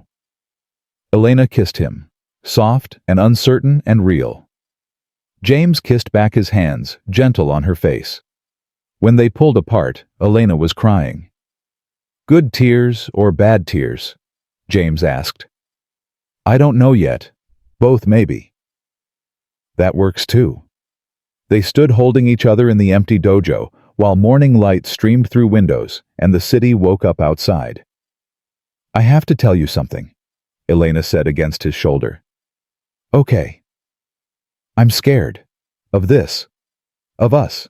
Of caring about you and Lily, and then losing you, like I've lost everything else I've ever cared about. I'm scared too. Of bringing someone into Lily's life who might leave. Of trusting someone enough to let them see how broken I still am. Of loving someone and having it not be enough. James pulled back to look at her. But I'm more scared of not trying. Of letting fear win. When did you get so brave? When I met a woman who was brave enough to walk away from everything she built because it wasn't making her happy. That kind of courage is contagious. Elena's phone buzzed. Text from her mother. Just heard from Margaret what you did. I'm so proud of you, sweetheart. Come to dinner Sunday. I want to hear everything. Love you. Elena stared at the message. Her mother was proud of her for quitting, for walking away, for choosing uncertainty over control. She typed back, I'd love that. Can I bring someone? 2 someones, actually. The response came immediately. The more the merrier. Can't wait to meet them. My mother wants to meet you, Elena said. Should I be terrified? Probably. But she's been through therapy too. She's softer now. Does it run in the family? The therapy. Apparently. We're all disasters trying to figure it out. They left the dojo together. James had to get to work. Elena had nowhere to be. For the first time in 20 years, her day was completely unstructured. It was terrifying and wonderful.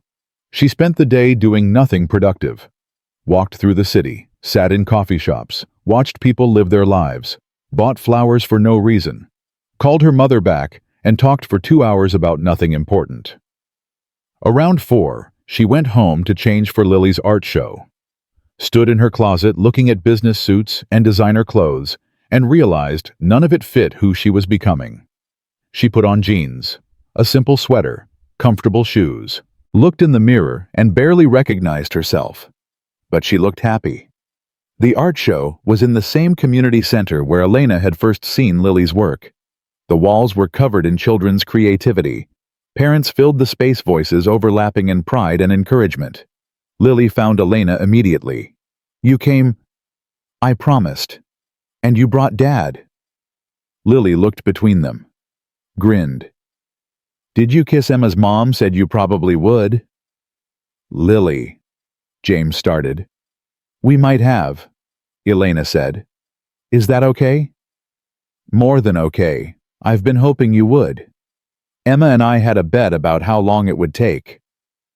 Lily grabbed Elena's hand. Come see my pieces. They're all about transformation. The first piece was a painting. A woman shedding armor piece by piece until she was just a person underneath. The armor was painted in sharp, cold metallics. The person underneath was warm and soft and uncertain. "This is you," Lily explained, learning to be Elena instead of Sensei Katsuragi. Elena felt her breath catch. "Lily, this is remarkable." "I know. Emma says I have a gift for seeing people's insides." Lily pulled her to the next piece. "This one's Dad." It was a sculpture made of origami, a man built from 1,000 folded cranes. Some cranes were dark, some bright, all of them necessary to create the whole. "Dad's made of all the sad parts and happy parts together," Lily explained. "You can't take out the sad cranes without the whole thing falling apart. The sad is structural." James was staring at the sculpture with tears in his eyes. "When did you make this?" he asked roughly. "During therapy. Dr. Sarah said I should show you how I see you, so you know I'm not afraid of the sad parts." James pulled Lily into a hug, held her tight. "I love you so much, kid." "I know. Love you too." Lily wriggled free. "Now come see the one that's both of you." The third piece was a mixed media work, two figures walking toward each other through a landscape that was half broken and half healing. Between them, paper cranes flew up from the broken parts and landed on the healing parts, building bridges. "This is called finding each other in the wreckage," Lily said. "It's about how sometimes the broken places are where you find the people who matter." Elena couldn't speak, just stared at the work that somehow captured everything she'd been feeling for months. "She's been working on it for weeks," Emma said, appearing beside them. "Ever since you and Mr. Rivera started being obvious about liking each other." "We weren't obvious," James started. "You were super obvious," Emma interrupted. "Adults are always obvious. You just think you're subtle." Other people came to admire Lily's work. Teachers, parents, other children. Everyone had praise for her skill and insight. But Lily kept looking at Elena and James, making sure they understood what she'd created, making sure they saw how she saw them. After the show, the three of them walked through the city. No destination, just together. "Thank you," Elena said to Lily, "for the artwork, for seeing me so clearly. You're easy to see, once you stopped hiding." Lily swung between them, holding both their hands. "Can we get ice cream?" "It's almost dinner time," James started. "Please, to celebrate my art show." "Fine, but then real food." They got ice cream, sat on a bench watching the city move around them. Lily chatted about school and Emma and her next art project. James and Elena listened, occasionally exchanging glances that said more than words. "Are you going to live with us?" Lily asked suddenly. Elena almost dropped her ice cream. "Lily," James said, "that's not we haven't." "I'm just asking, because your apartment is way nicer than ours, but ours has better energy. Emma's mom says energy matters more than space." Lily licked her ice cream thoughtfully. "Also, if you lived with us, you could teach me martial arts before school. I've been watching. I think I'd be good at it." "Since when do you want to learn martial arts?" James asked. "Since I figured out it's kind of like origami, but with your body. Making shapes that mean things. Using discipline to create beauty." Lily looked at Elena. "That's what you do, right, when you're not thinking too hard about it?" "Yeah," Elena managed. "That's exactly what I do." "See? I'd be good at it." Lily finished her ice cream. "So, are you moving in or what?" "Lily, Ms. Katsuragi has her own life." James tried again. "Do I though?" Elena interrupted. "Have my own life? Or do I just have an apartment with expensive furniture and no one to share it with?" James looked at her. "Elena, I'm not saying I'm moving in tomorrow. I'm just saying maybe Lily's right. Maybe energy matters more than space." Elena took a breath. "And maybe I'm tired of living alone in a fortress when I could be living with people who actually care about me." "This is moving really fast," James said carefully. I know. Too fast, probably. We should slow down, be sensible. Not rush into... I wasn't saying no, James interrupted. I was just saying it's fast. Fast can be okay, if we're both sure. Are you? I'm as sure as I can be about anything that scares me this much. James smiled. Which is pretty sure, actually. Lily was grinning. Does this mean we're going to be a real family?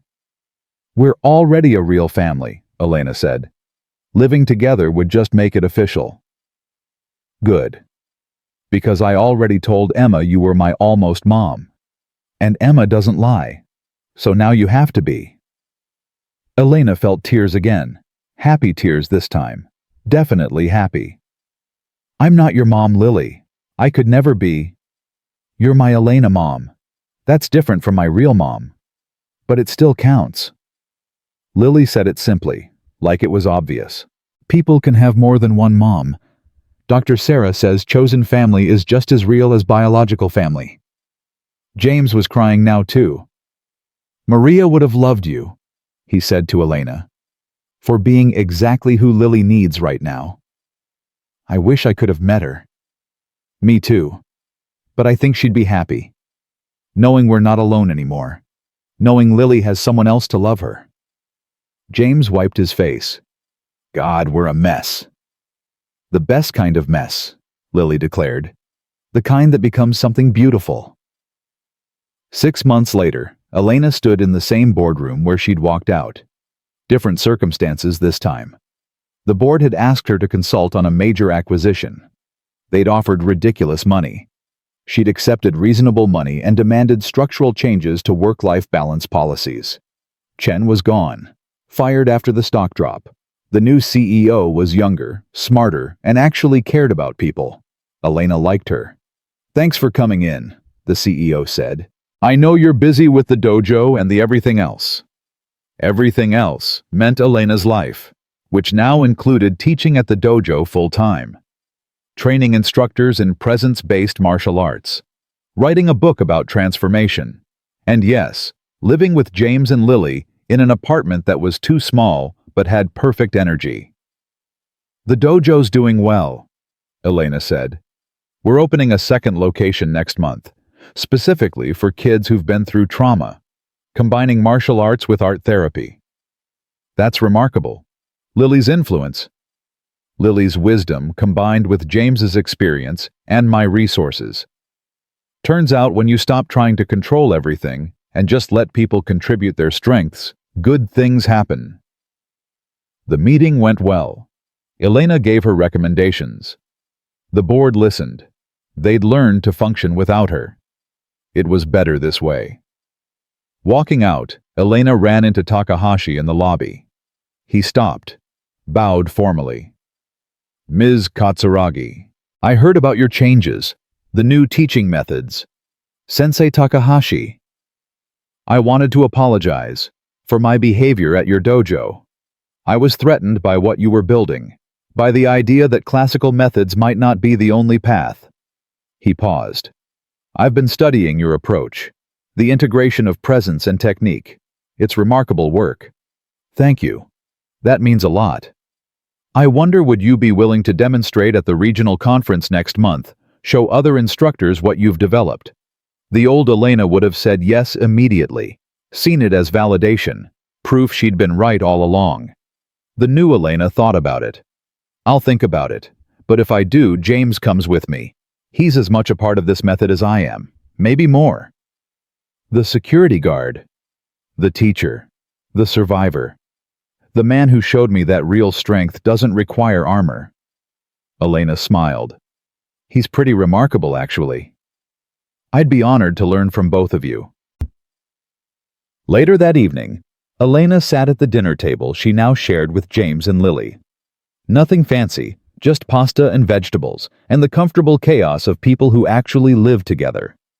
How was the meeting? James asked. Good. They want us to demonstrate at the regional conference. Us. You and me, teaching together. I told Takahashi you were as much a part of this as I am. James set down his fork. Elena, I'm not a certified instructor. You're better than that. You're real. You understand things about presence and adaptation that most certified instructors never learn. Elena took his hand. I'm done pretending credentials matter more than wisdom. If we teach together, we teach together, as equals. Can I come to the demonstration? Lily asked. Of course. You're our inspiration. Elena smiled. Actually, I was thinking maybe you could show some of your art. The piece is about transformation. Help people understand what we're teaching. Lily's eyes went wide. Really, I could show my work at a grown-up conference. Your work speaks to transformation better than any lecture could.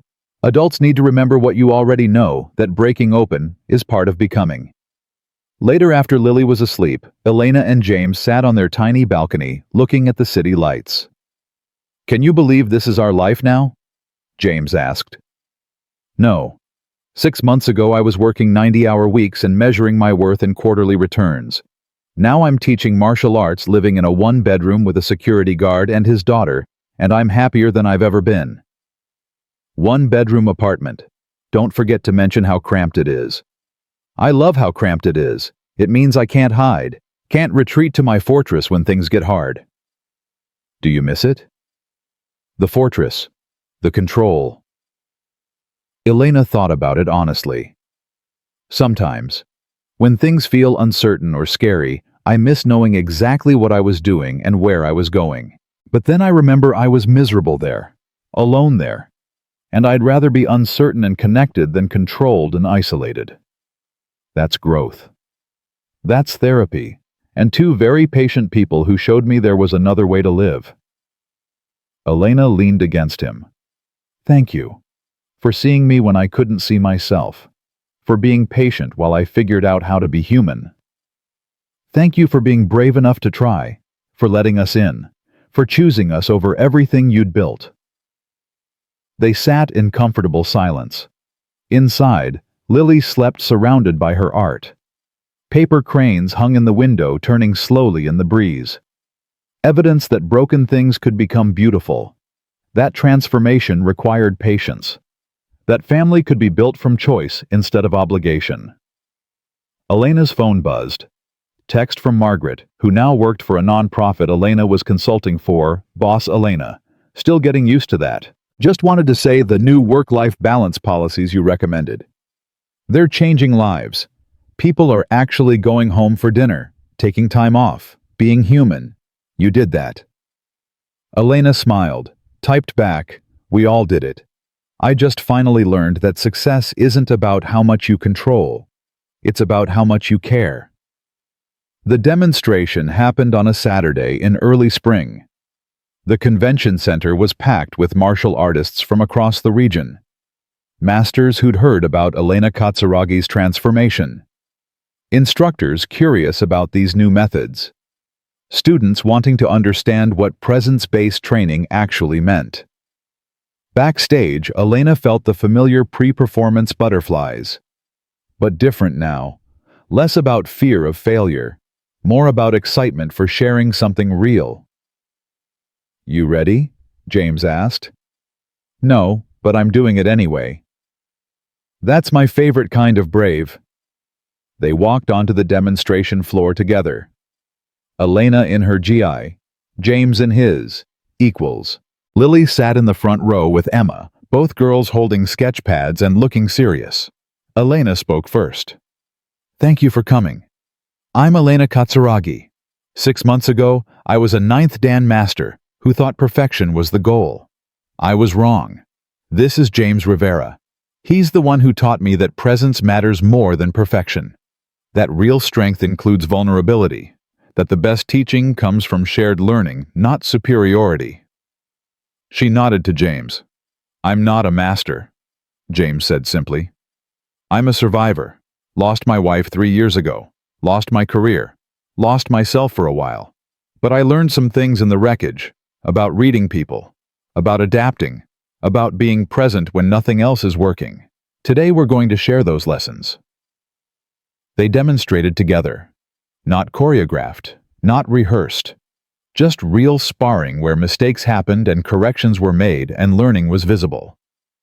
Elena still ended up on the ground sometimes, but she got up, adjusted, tried again. The audience was silent, intent. After the physical demonstration, Elena invited Lily forward. This is Lily Rivera. She's 8, and she understands transformation better than most adults. Elena gestured to the display boards they'd set up. These are her pieces about change, about breaking, about becoming. Lily explained her work with the confidence of someone who knew her truth was valid. She talked about her mom dying, about her dad learning to be present, about Elena shedding armor, about how the broken places were where you found the people who mattered. There wasn't a dry eye in the audience. During the Q&A, an older instructor stood. Ms. Katsuragi, what you're describing sounds like abandoning classical training for emotional work. How do you maintain standards? I don't maintain standards, Elena replied. I maintain presence. The standards emerge naturally when people are actually engaged instead of just performing, when your present technique becomes expression instead of requirement. That's higher standard, not lower. Another hand. But without strict discipline, how do you prevent chaos? James answered this one. You don't prevent chaos. You work with it. Life is chaotic. Training that pretends otherwise doesn't prepare people for reality. We teach adaptation, not rigid patterns. That's not less disciplined. It's more practical. The questions continued, some skeptical, some genuinely curious. Elena answered honestly, admitted what she didn't know, invited dialogue instead of defending positions. It was the opposite of how she'd operated for 20 years. It was so much better. After the demonstration, people lingered, wanted to talk, wanted to understand, wanted to learn more. Takahashi approached. That was remarkable. Truly, I've never seen teaching that vulnerable and that powerful simultaneously. Vulnerability is power, Elena said. Took me 20 years to learn that. Would you consider training instructors in this method? I know several schools that would benefit. Elena looked at James. He nodded slightly. We'll think about it. But if we do it as partners. James and I teach together or not at all. Of course. I wouldn't expect otherwise. Takahashi bowed. Thank you for showing us a different path. That evening, the three of them celebrated at their favorite diner. Nothing fancy, just burgers and milkshakes and the comfortable chaos of family. That was amazing, Lily said. Everyone loved my art. Because your art is amazing, Elena replied. Also because it's true. Emma says truth always works better than trying to impress people. Emma's right, James agreed. Though I wish she'd stop being right about everything. It's making Lily impossible to argue with. You can't argue with truth, Dad. That's the whole point. After dinner, walking home through the spring evening, Lily between them holding both their hands, Elena felt something she'd spent 20 years looking for. Peace, connection, purpose that came from contributing instead of controlling. I love you both, she said suddenly. I know I don't say it enough, but I do. I love you so much. Lily squeezed her hand. We love you too, obviously. That's why we're a family. James pulled them both closer. Yeah, what she said. They walked home through their neighborhood, past the corner store where the owner knew their names, past the park where Lily played, past James's old building that was now their building, that was now home. Inside their cramped apartment with perfect energy, Lily got ready for bed. Came out in pajamas holding a drawing. I made this today, during the demonstration. She handed it to Elena. It was a picture of three people standing on a mat, not sparring, just standing together. The caption read, Family doesn't mean perfect, it means present. Elena felt tears, happy tears that came easily now. Lily, this is beautiful. I know. I'm really good at drawing truth. Lily hugged them both. Night. Love you. After she went to bed, Elena and James stood in their tiny kitchen, looking at the drawing. She's right, you know. James said, about presence being what matters. She's usually right, it's annoying. But accurate. James pulled Elena close. You happy? Terrified, uncertain about the future, no idea what comes next. Elena smiled. And yes, completely happy. Good. Because I'm planning to keep you around for a while. How long? How about forever? Is forever good? Elena kissed him, soft and sure and real. Forever is good.